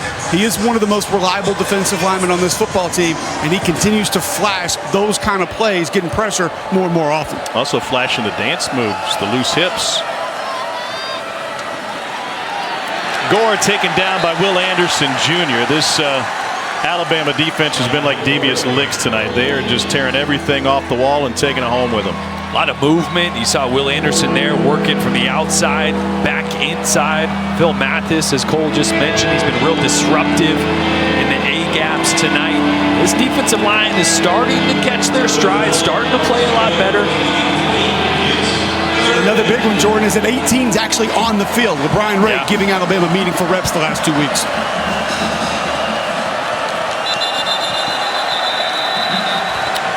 Right over the center. That's Coker Wright who's playing center now. Ball start on the offense, number 65. That's a 5-yard penalty, and it remains third Terquan down. Scott, freshman from Mobile. Tough enough slanting for Southern Miss going against Alabama, but doing without their senior starter at center, Arvin Fletcher, unavailable tonight. Third down, 17. Pressure coming. Keys launches that one.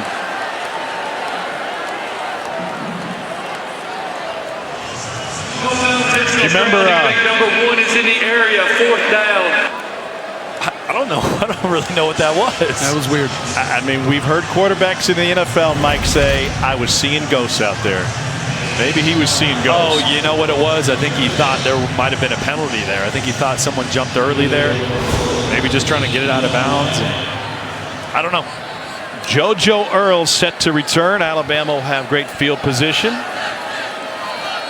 Earl had a punt return for a score waved off due to a holding penalty.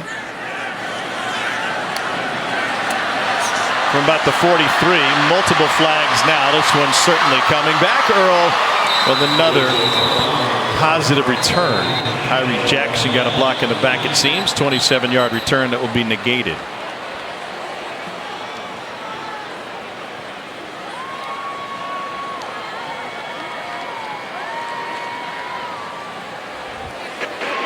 During the return, illegal block in the back on the receiving team, number 6. It's a 10-yard penalty from the spot of the foul, and it will be first down. You can see right there in the middle of your screen. Little block in the back. Tell you what, JoJo Earl, he's dangerous back there. Bryce Young's dangerous in the play-action game. Absolutely. Anytime that running game is a threat, look at the way he navigates the pocket, keeps his eyes downfield. And I tell you what, Jaleel Billingsley has been underneath, but when they've been able to get over the top, it's been Jamison Williams.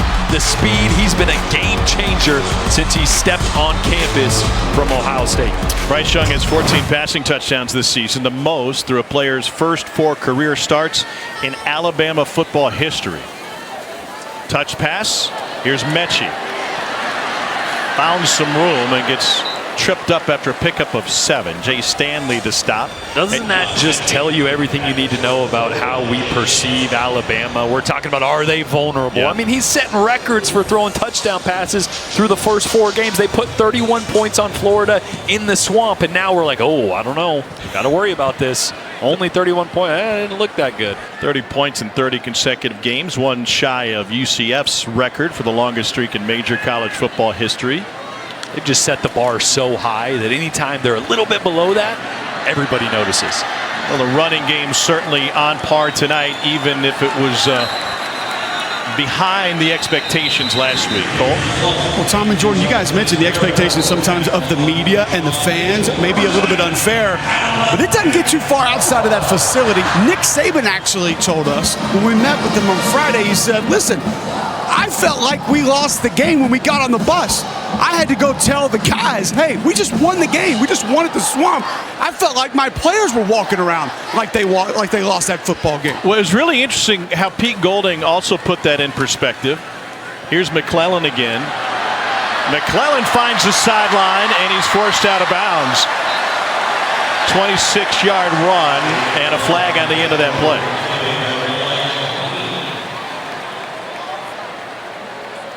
Golding said we won the game, but we didn't feel like we beat them. We didn't empty the stadium. That's the goal. When you're playing on the road, empty the stadium before the game is over. Personal foul, horse collar tackle on the defense, number 9. That penalty will be half the distance to the goal from the end of the run, and it carries an automatic down. Malik Short's flag. Out of this heavy 12 personnel, 2 tight ends. Great block by Cameron Latu to allow McClellan to get downfield, and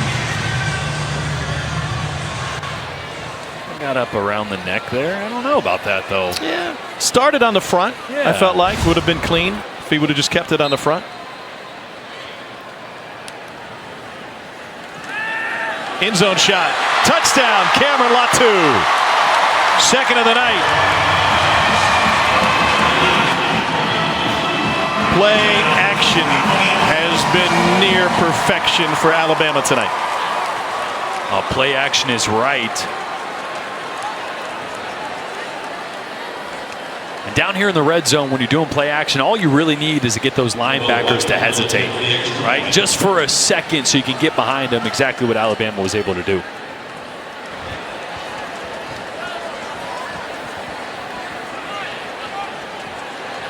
Cameron Latu's second receiving touchdown on his first reception. How's that for a brain teaser? And how's this for quarterback play?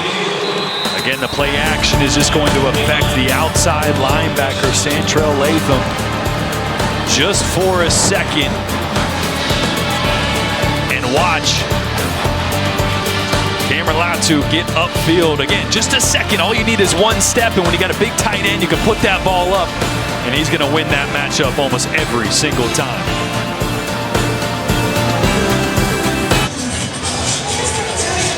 49-7, Alabama with the lead. Cameron Latu recovered a fumble at the 1-yard line after a long pass play in the first half. That was a touchdown reception, and so now he has 2 touchdown receptions on 1 catch, if that makes much sense to you. It doesn't, but I'll believe it. Let's take a look at our Hometown Connection, brought to you by T-Mobile, where each week we highlight a team's connection to towns across the SEC. 2021 marks the 50th year that Alabama football broke the color barrier. John Mitchell and Wilbur Jackson, the first black players to play for the Tide in 1971. Jackson, the first African-American to sign a football scholarship with Alabama.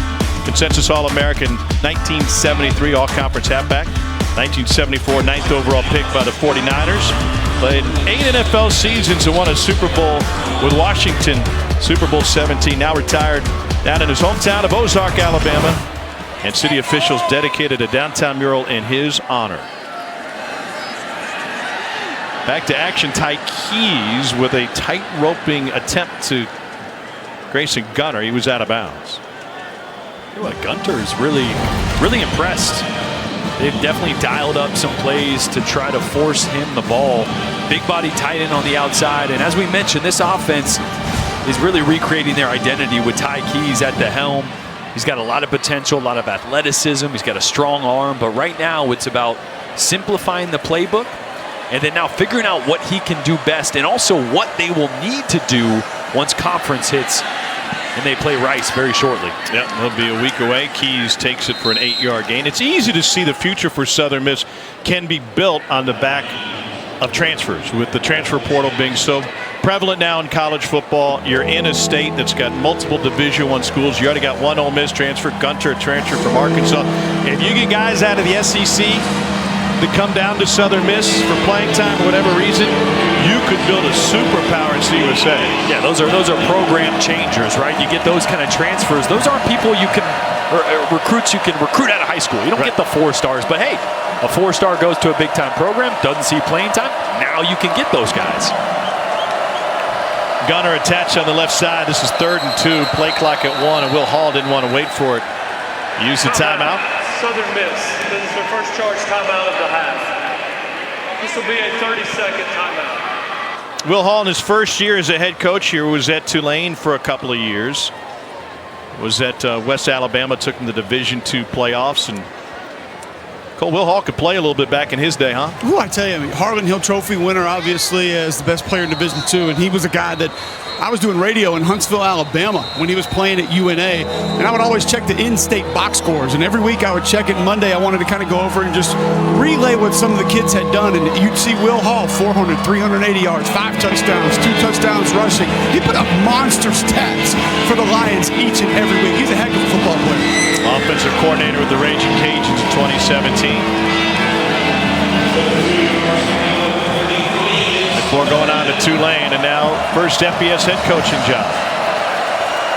3rd and 2. Gore blown up. It's kept by Keys, and he picks up just 1. Wow, what did Nick Saban say about attacking the mesh?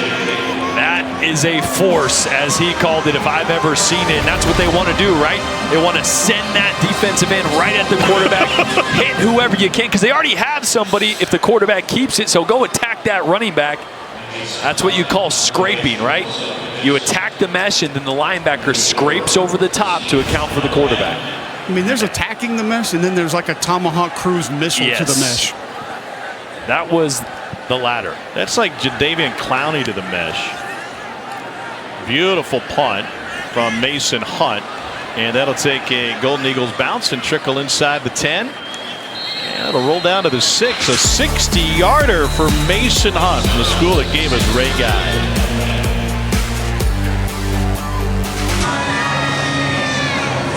Alabama looking good tonight, 49-7. Cameron Latu has been targeted once. He has 2 receiving touchdowns. It's a mind bender there, but here's a look at his 2 touchdowns. Cole, as we look at what Cameron Latu's been able to accomplish tonight, I guess the only question is, has his mom seen him? Great question, and great news is that his mom, Jill Fine, has been able to see the 2 touchdowns tonight, but interestingly enough, did not see those 2 touchdowns against Miami. In particular, the first touchdown against Miami, because her other son, Nathan, who plays linebacker at Oklahoma State, she was actually there to greet him for his walk into the stadium for his first game of the season. So she missed Cameron's first touchdown against Miami, but is watching tonight. All right, that's great news. Can you imagine the physical activity in the Latu household with those 2 guys? Oklahoma State, by the way, with an 11-point lead on Kansas State tonight. Here's the Latu brothers playing rugby. Cole, what happened here? Well, one was concussed and one was not. Cameron and Nathan. Oh, friendly fire. Nathan was actually the better rugby player. And Cameron told us he didn't want to play. He never wanted to play, but then his mother, Jill, told me that every time he'd get going, he wanted to start playing, that Cameron would be like, okay, fine, I'll get out there and I'll go play. He ended up being ranked the 11th best 8-man rugby player in the nation by Flow Rugby. Oh, well, you got a Flow Rugby subscription. That's it good. Ran out, but good luck writing that one up. There's Cameron Latu on cue, the product of Salt Lake City. And this is a different kind of play action that we haven't really seen from Alabama. This is a little boom. You fake zone one way, get Bryce Young on the run. Great throw. Just an over route backside from the tight end.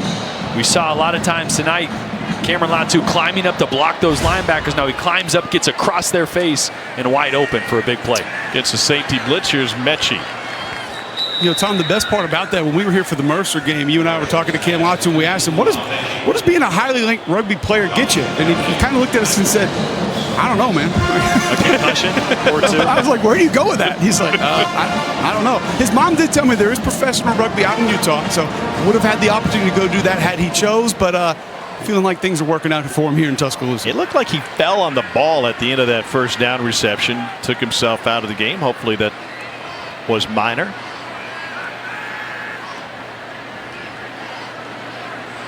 Second down 6. Young on a dime to Billingsley.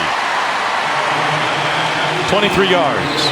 That's a really good job here by Bryce Young, because Billingsley's actually the alert on this play. His job is kind of to pull the defense, but that time the defense stayed out wide for the pump and go that they wanted to hit. So Bryce Young just pulled the trigger and hit Billingsley right in stride. Billingsley over 100 yards. McClellan gets stretched out and thrown down for a loss of 1. Boy, nice, clean, fresh air outside the doghouse, huh? Oh, yeah.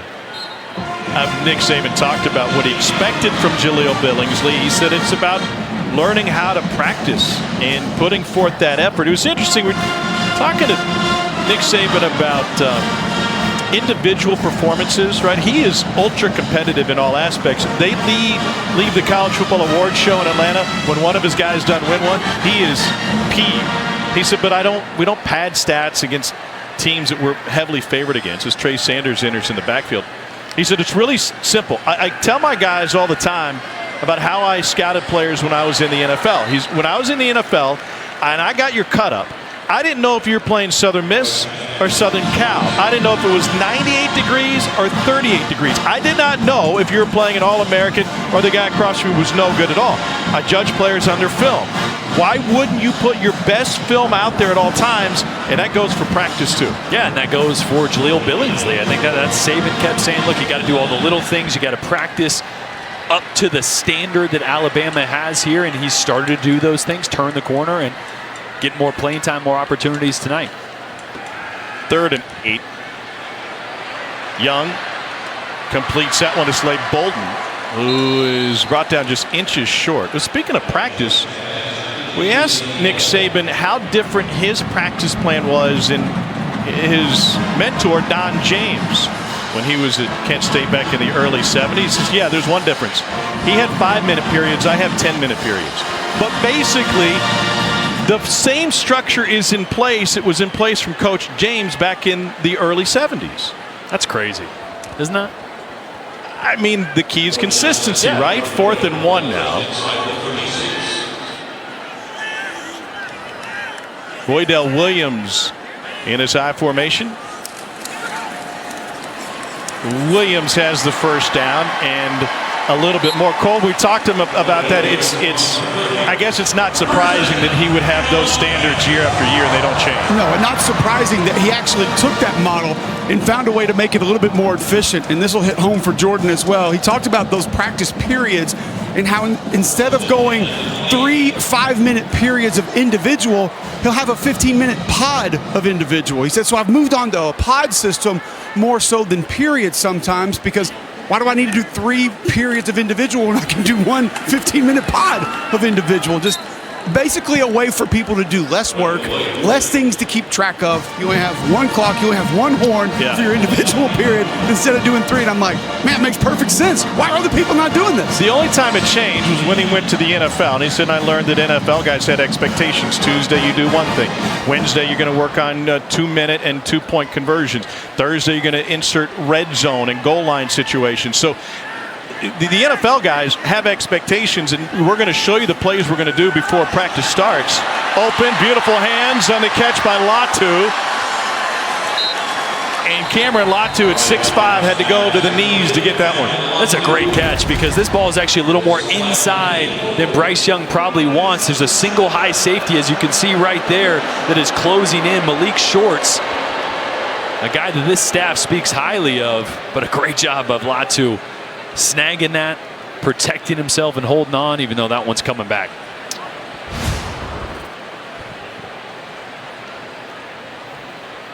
They had a holding call on Chris Owens, the right tackle.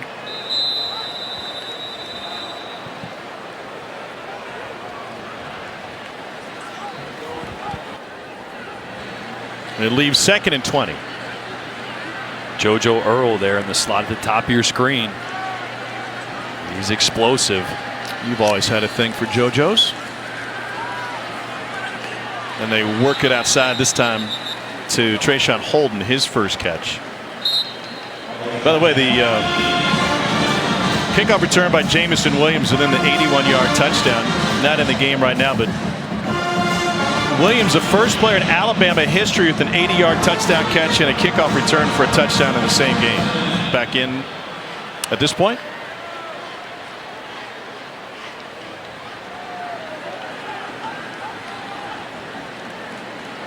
When you start throwing out first time ever in Alabama football, you're doing things right.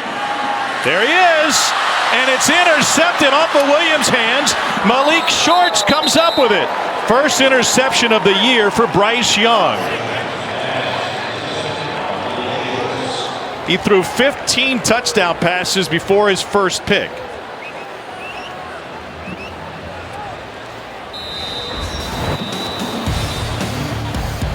Boy, and he was smiling because that one was not his fault. Hit Jameson Williams right in the number. Jay Stanley did a great job of breaking that one up, but hey, still goes as an interception for Young. First interception of Bryce Young's Alabama career. Again, I think I mentioned it a few weeks ago. You know how in baseball they have errors, right? So a pitcher could be pitching a gem, right? Somebody else makes a mistake, doesn't go against him. That's got to be an error on Jameson Williams. I know I'm a quarterback talking, but come on. Hit him right in the numbers. Hit him in the wrong spot.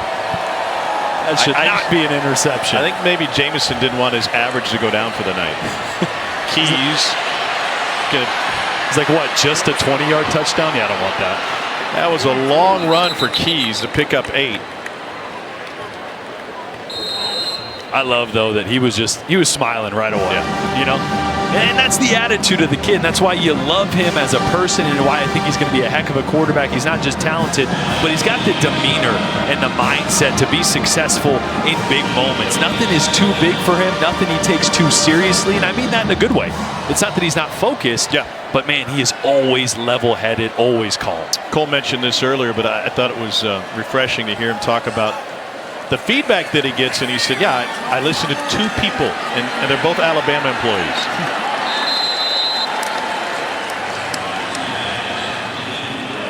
Brad Dennis with the reception. I think his night might be done. Could be a bad last pass to end on, but that's ends on completion. Well, yeah, an error. He threw the ball 22 times tonight. It only hit the ground twice. It's hard to do against anybody.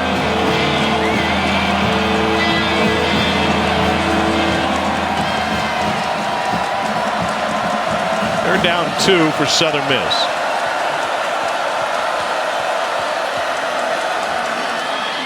And nice run by Chandler Pittman. Helmet popped off at the end of it. Pickup of 11.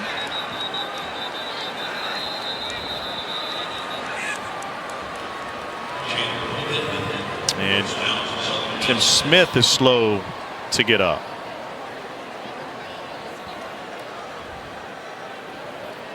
Pete Golding really bragged on the upside for these young defensive linemen, Cole. Especially this one. 50's a guy that he continuously has talked about as someone that he feels like is on his way, is getting close. A guy that has heavy hands, gives you a very good strike off the football, understands what this defense is asking him to do. And, which I know might be surprising looking at a guy 6'4", 308, described him as having a little bit of wiggle inside the middle of that defense. Somebody basically who can win some one-on-one pass rush situations for you.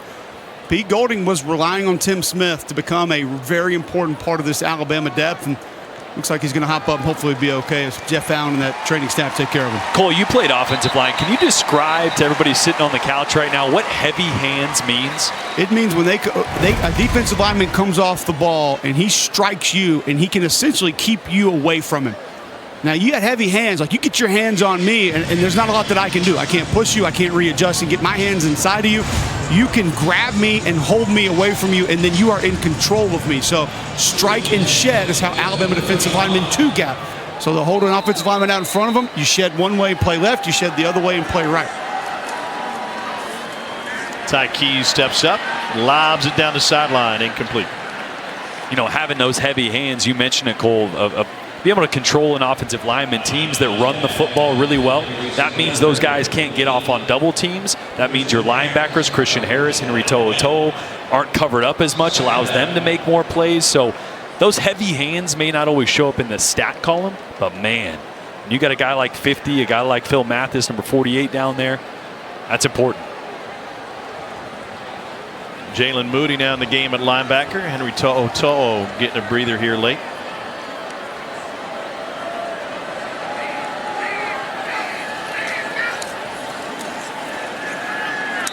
Chandler Pittman Freshman from McGee, Mississippi, picks up a couple. Pittman's another one of those guys, great athlete, was a high school quarterback, got a lot of reps at quarterback this week just in case an emergency situation, but him along with Jason Brownlee, Bailey Brown as well, those are guys that when they hit conference play, they're guys that stand out from an athleticism standpoint in the Conference USA. Obviously tonight, a little outmatched, but guys are going to make some plays for Southern Miss the rest of this year. Move Drew Sanders inside. Keys will take off. He's got a first down run and a slide. 12-yard scramble for the freshman QB. You know, he's had some advantage from an advice of another quarterback that played at his high school. They went on to have a great NFL career. That's Jason Campbell, former Auburn quarterback. I talked to Jason today, and he said, yeah, I know Ty. He used to come to my QB camp when he was a little kid. He said he talks to him every now and then, and he did mention that. He said, man, that's tough for him. You guys mentioned that pressure that he had being the quarterback there. Talked about just the great athletes in his family, on both sides of his family, and the pressure that he's had to live up to during his high school career. Mom, renowned basketball star, perhaps the best female basketball player in the history of Smith County. Wanted to go deep and launches it past the line of scrimmage. LeBron Ray was chasing. Will not flag him for intentional grounding. No foul for intentional grounding. The quarterback was outside the pocket and the ball crossed the line of scrimmage. Second down. It was outside the pocket. The reason you may be scratching your head, it looks a little weird. Usually as a quarterback, you want to throw that to the near sideline. Yeah. Or, you know, those quarterbacks like me that didn't have the biggest arm, right? He's like, no, I'm just going to get it out of there. Keys was recruited by Will Hall to Tulane and originally committed to the Green Wave. Hall got this job, and Keys decided to stay closer to home, and he'll scramble on this one. Nick Saban not happy. Keys steps out of bounds at the 33. So the reason that those lanes have been there, and this is why Nick Saban is irritated right now, you start to get some reserve linebackers, reserve defensive linemen in there, rush lane integrity. It's not all about just getting to the quarterback. See 90 get outside of his rush lane there. Yep. You got to stay in your rush lane to make sure that you don't open up big holes, right? The previous run by Ty Keys, there was no one in the middle. Everyone's trying to win with speed on the outside. You lose your rush lane, you leave those big openings for an athletic quarterback. Sanders got taken down on the edge. They go to the left side again. And Frank Gore Jr. taken down. It's a 42-point lead for Alabama. A quarter still to go here in Tuscaloosa.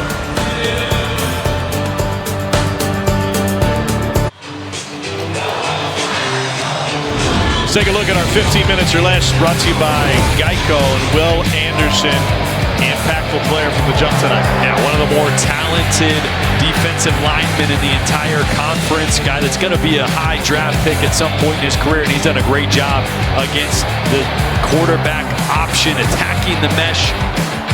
Those long arms that Cole showed you earlier, those are a big help when you're attacking the quarterback. They go with the option again, and Keys gets taken down by Jalen Moody. Time stop. You saw Nick Saban getting a little frustrated with some missed assignments earlier, and now he's got his team out there for third down. He told Colt at the half, we're not doing a good enough job at third down. They were sensational, 2 of 9 in the first half.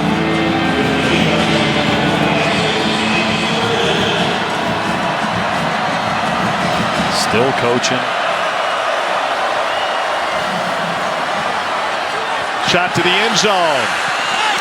Incomplete, flag on the play.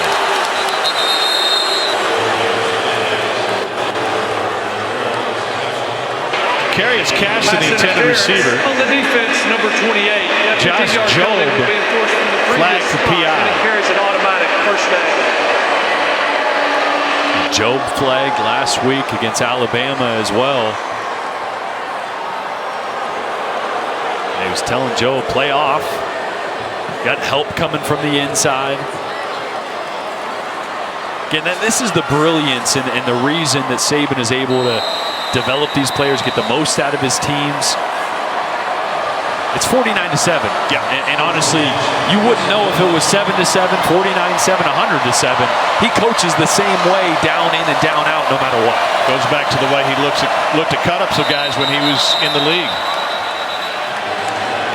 Movement up front on Southern Miss. False start on the offense, number 15. That's a 5-yard penalty.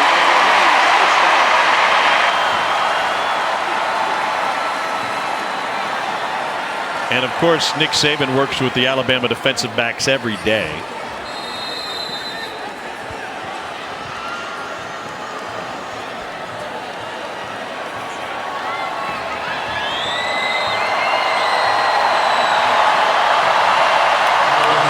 Brian Branch in the game as the defensive back, going a little bit deeper.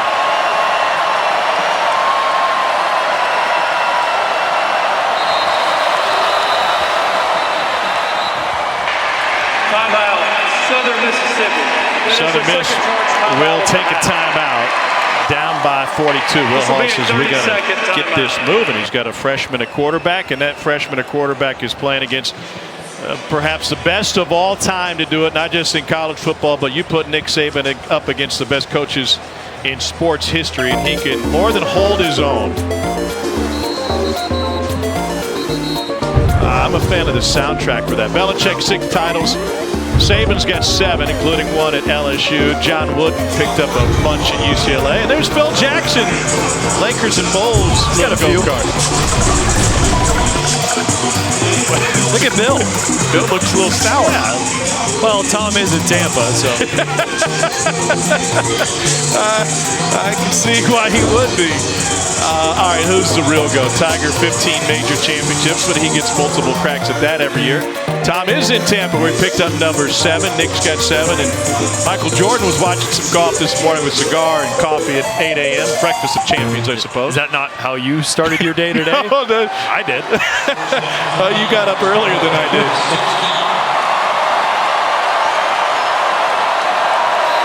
Little Debbie and some coffee for Nick this morning.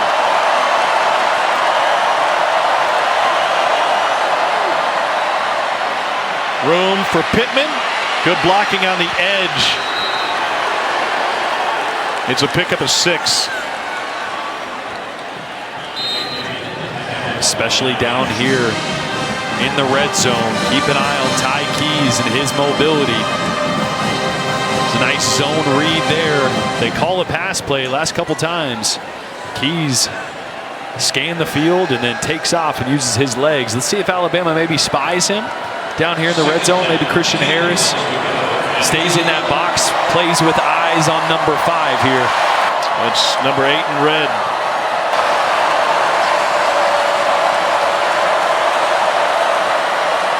Keys to throw.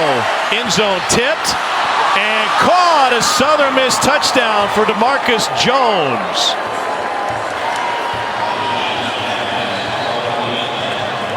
$11-yard carom.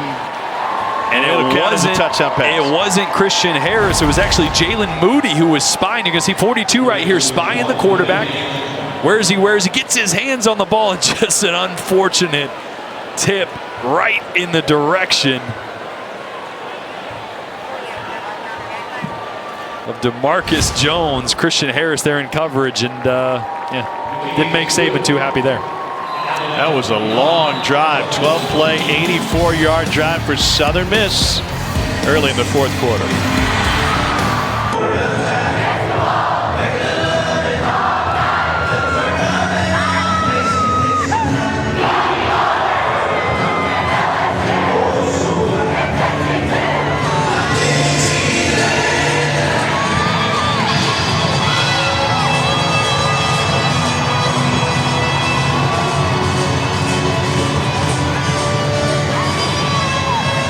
All right, thanks. Bo Nix will be the story. 13 of 27. They put him on the bench at one point, and the question remains, what's that quarterback position going to look like going forward? Well, TJ Finley made plays at the end of that game when he had to, so you got to imagine. Here's a playmaker, Jamison Williams again. On the run again! Down the sideline! It's his 2nd kickoff return for a score of the night!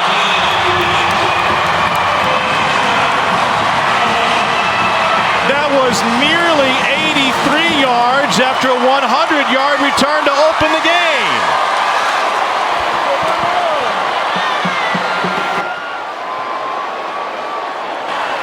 Remember when the pass went off of his hands, it led to Bryce Young's interception. I said he doesn't want to hurt his average.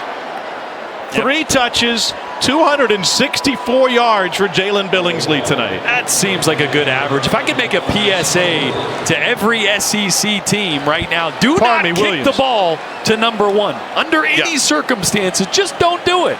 Not a good idea. Well, the scouting report on Jamison Williams is that he's faster than Devontae Smith, and that guy ended up with the best hardware in the country last year. Yeah, he's pretty good. One's pretty good, too. They had barely finished the final tunes of Dixieland Delight before Jamison Williams got his second kickoff return for a score tonight. Oh, it's a great combination of vision, and then that's just speed. I mean, nobody is catching number 1 when he's at his top end speed right there. Just remember last time we were here, strength coach David Balloon told me they clocked him at 23 miles per hour on his GPS. I feel like he probably hit it again there. Yeah, I think so. For all you wondering, too, it is pretty hard in track clothes to hit that miles per hour, let alone on a football field. I mean, those guys have been at Indiana, they've been at IMG, they've been in Alabama. Second fastest player that they have ever clocked via GPS, Jamison Williams.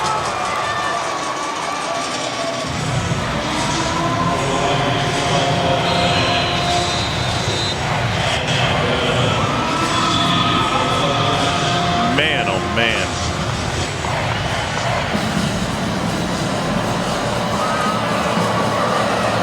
Three state championships in track and field of Cardinal Ritter in St. Louis.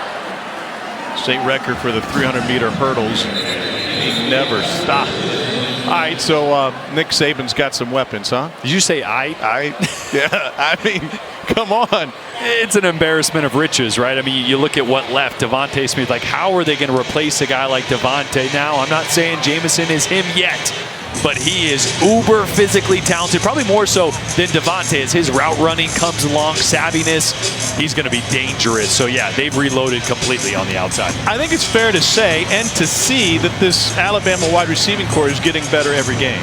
Again, I think I said it 2 weeks ago that I would argue this group may turn out to be as good, if not better, than what we saw. I know that sounds crazy, but Jamison Williams, John Mechie, we suddenly forget about how good he is, what he did last year. JoJo Earl is a guy that's going to explode onto the scene here very shortly. So you get two guys right there, Williams and Mechie. How does Williams' emergence help Mechie?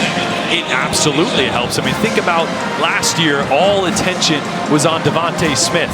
And so John Mechie got a lot of favorable matchups, a lot of one-on-one matchups. Now, who do you guard? I mean, okay, so you shade Jamison Williams. Now Mechie's like, okay, good. Now I'm one-on-one. I mean, it's... And then you got, I misspoke a moment ago, but the name was at the front of my mind. Then you got Jaleel Billingsley coming in at the Y. It's just, it's honestly, it's not fair. I mean, it's crazy. And a quarterback in Bryce Young who seems to make all the right decisions. You guys talk about just replacing one receiver. Think about, there are 5 players from last year's offense starting right now in the NFL. When Landon Dickerson gets healthy, it'll be 6. The insanity of that statement is one that I'm not even sure that I can come to grips with. They're down 6. Tykees has completed 50% of his passes tonight. He was not scheduled to be the starting quarterback for Southern Miss this season. Got the call due to injury. He finds Dejon Richard. Think about getting a late start, Jordan, a guy that shows up in the summer in Tykees. I mean, didn't go through spring ball, wasn't an early unrollee in January. I mean, he gets there in the summer. That's to be thrown into action as a starting quarterback. That is not an easy task.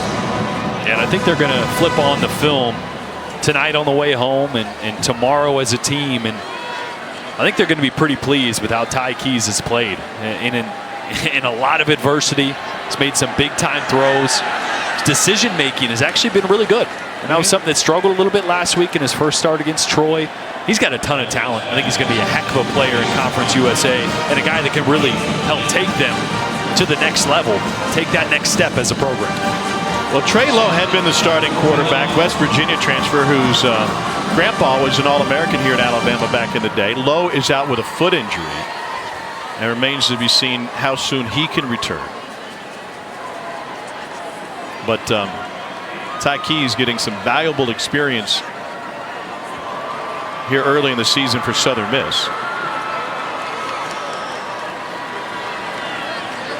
Jamison Williams made some history tonight with 2 kickoff returns for a score.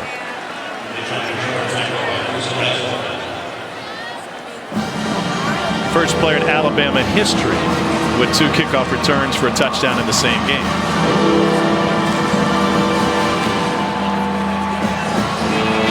How many times has that even happened anywhere? Like,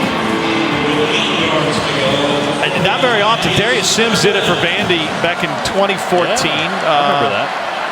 Baylor had Treston Ebner pull it off last year. But, I mean, just throwing darts and pulling out a guy here or a guy there. 3rd and 8. They got in the backfield in a hurry. It'll turn into no gain. How about the speed off the edge from Jamil Burroughs? Cole 98's not supposed to move like that. No, he's not. And consistency will be the word that comes up when you talk about Burroughs, a guy that just doesn't show up like this all of the time. But it's a nice read. You get an offensive lineman that's pulling, you just track him, follow back behind. Going to take you right into the play. Not sure if that stunt was called. Something Pete Golding's going to have to go back and take a look at, but nice quickness for the 308-pounder. He went after Keyes like Cole goes after Chuck's fish Brussels sprouts. Oh, my. Oh, boy. Slade Bolden back for a return. It'll be over his head. He'll let it go into the end zone. 49-yard punt. First in Alabama history. Second to have multiple kickoff returns in a career, joining Christian Jones, and he's got 2 in this game.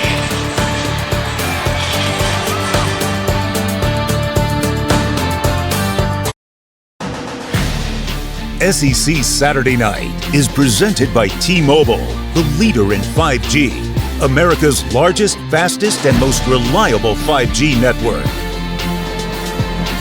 Jamison Williams making Alabama history tonight. 2 kickoff returns for scores. Jordan, I know what you're thinking. You can answer the question. Never before in FBS history has a player had 3 kickoff return touchdowns. You think he'll get another chance? He better not. Nick Saban will lose his mind if he I'll does. be yelling at Southern Miss from up here. Well, yeah, for that reason as well. Like, I don't think they're going to score. But Paul Tyson in the game at quarterback for Alabama.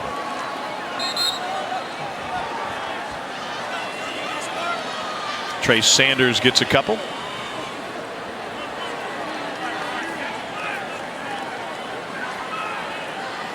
It's some unbelievable numbers put up by Jamison Williams. But it speaks to what Nick Saban told us about opportunities, right? Going back to when he's watching cut-ups of guys at the next level. It doesn't matter who you're playing. Southern Miss or Southern Cal. The NFL guys are going to see that on the cut-up, and they're not going to pay attention to the logo on the other helmet. No, they're going to see executing. Elite speed. Yeah, elite speed, vision. They're going to flip on the offensive plays and see route running. I mean, can I just get this?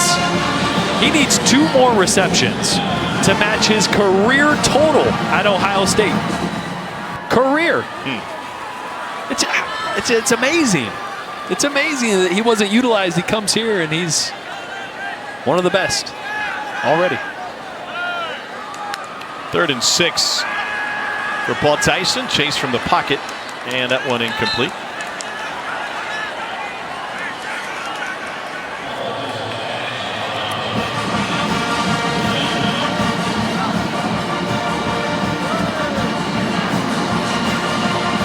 One of the plays that Williams made was finding a spot in a hot route last week, and Bill O'Brien said if you don't know football, you just look at that play between he and Bryce Young and you don't think much of it. But if you know ball, you know how impressive that one reception was against pressure. Yeah, because the way Alabama does things is very much like the NFL. Bryce Young handles all the protections, and if the defense blitzes, a lot of times that's handled with a hot route, but it's not necessarily built in. It's a side adjust, meaning he and the receiver, and in that case that you're mentioning last week with Jamison Williams, they got to be on the same page.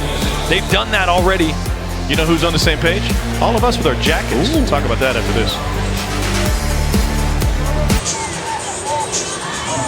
Alabama in control. Tom Hart, Jordan Rogers, Cole Kubelik down on the field. Cole, it's no mistake that we're wearing plaid tonight, but it looks like you made a wardrobe change during the game. I had to go a little bit extra further. You know, no matter where you go on this campus, I had a chance to talk to Patrick Murphy today. I ran into Nate Oates this morning. Luke Ratliff's name still comes up, better known as Fluff to Alabama fans. And we wanted to just pay a little bit more of a tribute to him, because we know he means so much to so many people, not only around this university, but especially inside that athletic department. Talked to Greg Byrne about him right before the game today as well, and Patrick Murphy said, hey, I got a jacket that I had made especially for him. I want you to try to wear it. And the only thing that I can think of is that Fluff is up there right now looking at this jacket, doing Chris Farley, fat man in a little coat, as I'm wearing this thing right now, laughing at me. The only thing that would be better than this would be an FBI windbreaker, and I couldn't get my hands on one of those. So, Miss Pam, I know you're watching at home. We just wanted to tell you we're thinking about you. We still think about our guy Fluff. We know how much he meant to everybody. And just, we love you, and God bless you. The jacket does beg for you to maybe mix in a salad. Yeah. And I'm just, you know, I'm hearing Fluff's voice in my head. Well, obviously Patrick Murphy hadn't been hitting the curls anytime recently, because my arms were jammed tight in this thing. I think the circulation's being cut off down to my forearms, but he was nice enough to give that to me and let me wear this. Just kind of, he had this made for Fluff, and he said, listen, if you guys are going to do it and you're going to talk about it, you got to sport this thing out there on the field tonight. It was real cool, Murph, to provide. Luke Ratliff passed away this past summer after a bout with COVID, a quick one, and was lost way too early and too quickly. He was, to call him an Alabama super fan would be an understatement. Play clock at 1, and Keys gets it off and fires incomplete. High Keys pass. What do you think Will Hall takes out of this game from a Southern Miss perspective? I think you can build a lot off some things they did on both sides of the ball on defense early in this game. That they tackled really well, that they were disruptive with some of their movement up front. Obviously, at the end of the day, Alabama's speed, their recruits, their players are just a little bit better, and that's going to show. But also offensively, I think Ty Keys did some really nice things, moving the pocket, using his legs, a couple decisions. The throws to Grayson Gunter, the tight end, is something you can build off of, so a lot. Ooh, JoJo Earl making it interesting. And he'll get swarmed and go the wrong way. 50-yard punt. Loss of 7 on the return. By the Wayside in Tuscaloosa sits, well, the Waysider, where Bear Bryant ate breakfast every morning. Ham steak with eggs over medium, grits, biscuits, and red-eye gravy. Today, you can sit in the Bear's chair, order the Bear's breakfast, and sink your hound's tooth right into it. Thanks to Ryan McGee taking us through. There's Bear. Final home loss came to Southern Miss in 1982. Reggie Collier did the damage. Deep ball grabbed. High point by Javon Baker, and a 34-yard completion from Paul Tyson. Fitting timing, the grandson of Bear Bryant with the completion. Now, really great coverage on the outside, and a good job by Paul Tyson of not trying to lead him, not trying to put that too cute to the sideline. Just throw it up, allow your big-bodied receiver to go up and make a play, and Javon Baker did just that.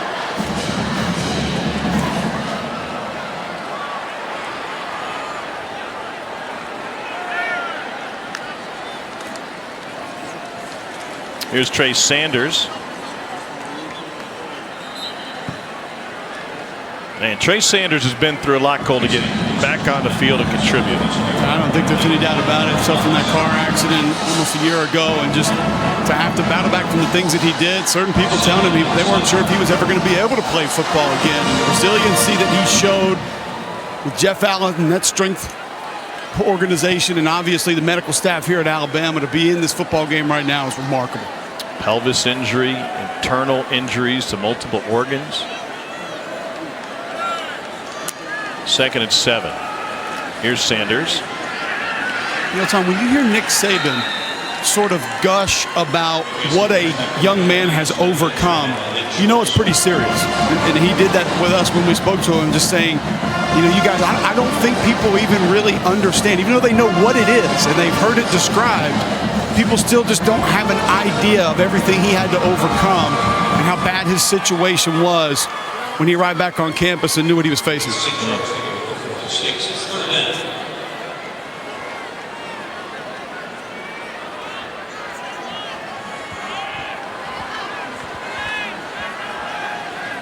Good night running ball for Alabama. Roydell Williams, 110 yards. McClellan just 3 yards away from being the second 100-yard rusher. Tyson got hit as he threw. Wide open. There's another first down. It's Cameron Latu making big moves down the sideline. It's a 22-yard gain. Great anticipation by Paul Tyson. He throws this ball under pressure, but also before Cameron Latu was even out of his break. So a good job leading the tight end to the outside under pressure. That's why he put a little more air on it. He threw that ball so early, wanted to make sure it hung up just long enough for Latu to get out of his break and make the catch. And Josh Carr in his face. Right now they'll mix it up, and Tyson comes out of the game after taking that shot. And Jalen Milroe in at quarterback. This is what he can do. What did I say down on the field in warmups? I said if 2 gets in, the first time he touches the ball, he might take it to the house. Jalen Milroe might be the fastest, might be the best athlete on this entire team. On the offense, number 75, 10-yard penalty. That's not me saying that. Replay first down. I mean, for perspective, we got a guy with 2 kickoff returns for a score. I know, but we were at practice a couple weeks ago, and the coaching staff was saying, look, I mean, this kid might be the fastest on the team. He looks like a strong safety, an NFL strong safety. He plays quarterback. I mean, a guy that could play a ton of different positions on this team. And Cole, we talked to Bill O'Brien about it. His eyes lit up at what Jalen Milroe could possibly do for this program. Well, and he was excited that the playbook's actually expanded. You know, he told us that there are 3 different playbooks for all 3 quarterbacks. And we asked him, has it grown? He said, absolutely. And it was cool to be at practice again Thursday watching Jalen. He sits there behind Bryce Young. He goes through the mesh. You see him actually sort of air throwing behind him. He's going through his progressions and reads. He wants to be a quarterback, and he's putting in the work, and obviously Bill O'Brien telling us that he's definitely getting closer. So the question he wants answered, and whether it gets answered in this game or not with Jalen Milroe, is can you read the coverage? And here's a test for him. And he will take off. Man. Slides down after a pickup of 3, and that will leave 2nd and long. Well, I'm going to tell you what, when he gets going, he's kind of got that little forward lean when he starts to run.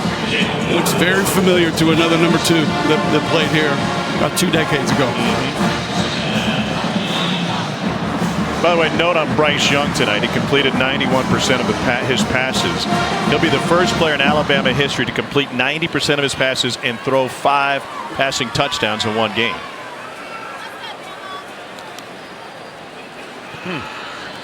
That's good, huh? Yeah, once again. You know, new starter replacing Mac Jones and Tua Tagovailoa, 2 of the best that have done it at that position in the SEC, let alone in Alabama. And just breaking records through your first 4 starts like it's another day at the office, right? Yeah. It's crazy.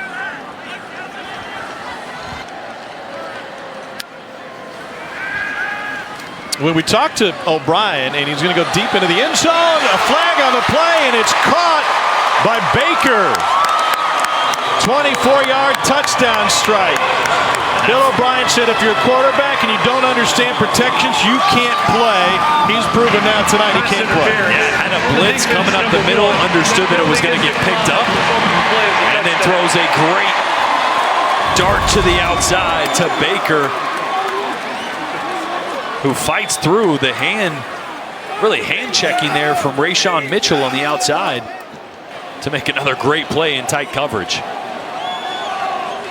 2 big grabs for Javon Baker. First down and a touchdown. Tell you what, Milroe can throw it too. He can spin it. When that ball comes out of his hand, it is moving. Alabama has extended its lead 63-14. That's significant to some.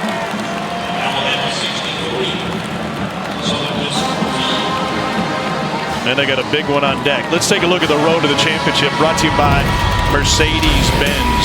Matt Corral and Ole Miss will be here in a week, and he is with a week off. Lane Kiffin out in California, according to his social media. Matt Corral leading the SEC coming in the week in rushing touchdowns. Yeah, I think Matt Corral is the best player in the country right now. He's so dynamic with his legs. He's got incredible arm talent as well. You see the numbers there. Led the nation in total offense last year. He is absolutely a legitimate threat to Alabama. He saw a touchdown pass in 15 straight games, third longest behind only Chad Kelly and Eli Manning, and the first player in SEC history with 3 passing touchdowns and 4 rushing touchdowns in a single game. How big is the advantage for Lane Kiffin and Ole Miss to be off this week before Bama next? It's huge. An extra week of film, an extra week of game planning. Think about it, last year it was what, 63-48 I think was the final against Ole Miss. It was something like that, but Ole Miss put up 48 points, gave up a ton obviously, but Ole Miss's offense is as good if not better this year, and Ole Miss's defense is a lot better than it was last year. Well, the defense had to get better. Yeah, absolutely, but it did. Not just lip service to say it got better. That defense, DJ Durkin, the defense coordinator, has them playing at a higher intensity. Schematically, they're better. So what are your expectations? Ole Miss comes in here, afternoon game next week after a week off, and Lane Kiffin may be the best play caller in college football. Yeah, I expect a barn burner. I expect a lot of points. I expect Alabama and Bryce Young are going to have to go blow for blow. And the first really big mistake on defense or big turnover, I think, is really going to change the game. How pumped up is Lane going to be to come in here? Oh, are you kidding? He lives for it. He's probably already got 3 or 4 tweets in his drafts right now, just waiting to get fired up. You know, he's on the plane out to LA, probably firing up a few sarcastic jabs or something like that, you know. Bill O'Brien referenced Lane Kiffin this week when we met with him. And I asked him, you're out of college football for a while. He said, yeah, the 7 years I was out of college football, a lot has changed. He said, but I kept track of the game through draft prep, and I saw what guys like Lane and Hugh Freeze and Sark were doing. He said, when I was at Penn State, we could run the ball 35 times a game and win. Everybody in the Big Ten played cover 4. Brett Bielema was at Wisconsin. It was a running league, and now Lane Kiffin comes in to Nick Saban's program.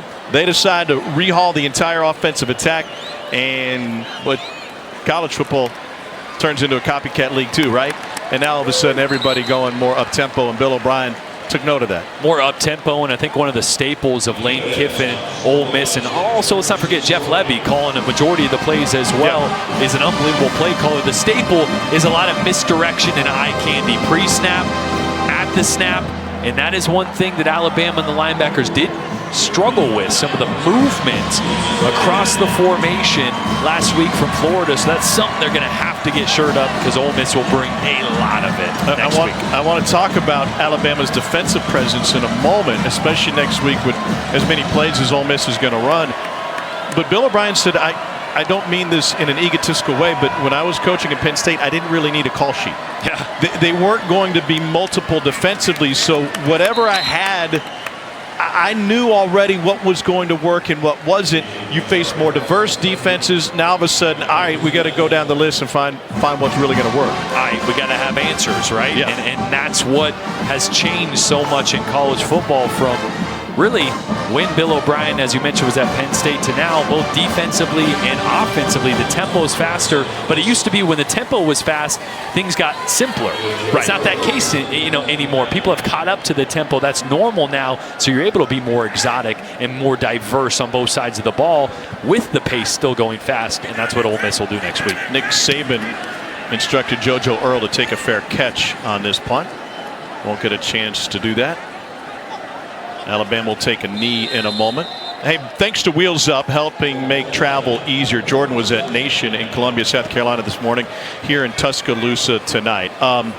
Speaking of tempo and plays, Cole, has this Alabama defense shown you that they can be out there for a high number of plays against Ole Miss next week, especially the front? I don't know if we learned that necessarily tonight, Tom, but I do think you had a chance to work your depth a little bit more. Find a few more bodies that can go give you 5 reps, 8 reps in that game, because you went 72 snaps against Florida. I know it was hot. I know it was a different environment.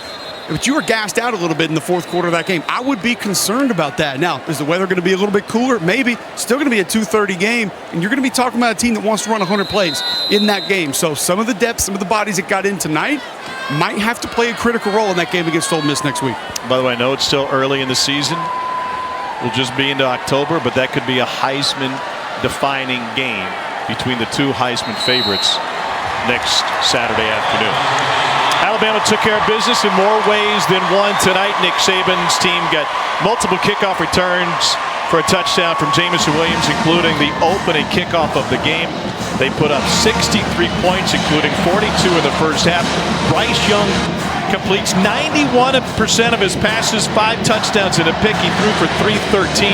Roydell Williams ran for 100 yards. They held Southern Miss to just 82 rushing yards. A lot to like about this game for Alabama, which could serve as a tune-up. Cole is standing by with Nick Saban. Coach Saban, you weren't necessarily pleased with your team's effort in the first half. Did you feel like they improved in the second half?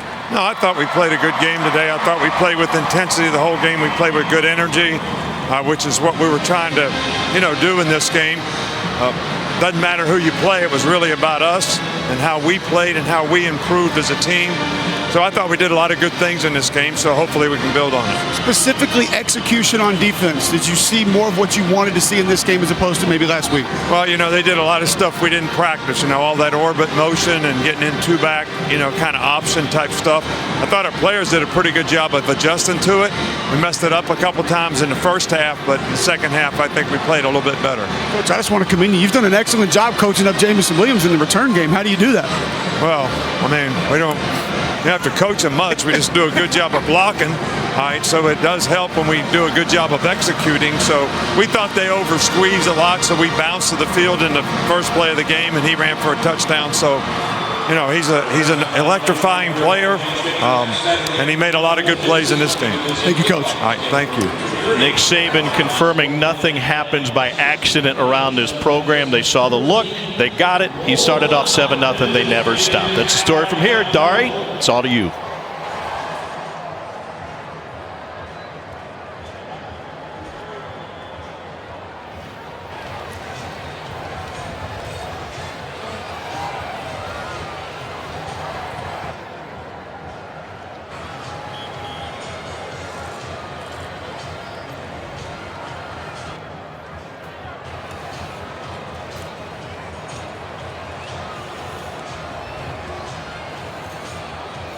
With Alabama quarterback Bryce Young, excellent performance tonight. Just tell us what you saw tonight that allowed you to have success. Yeah, first off, all glory to God. But I think we had a great plan. We had a good week of practice. We felt like there's a lot that we had to improve on. I think we did a good job. The line did a great job in the pass game protecting for me. Running back, same thing, protecting. Did a good job. Giving the running back lanes, and the receivers made my job a lot easier.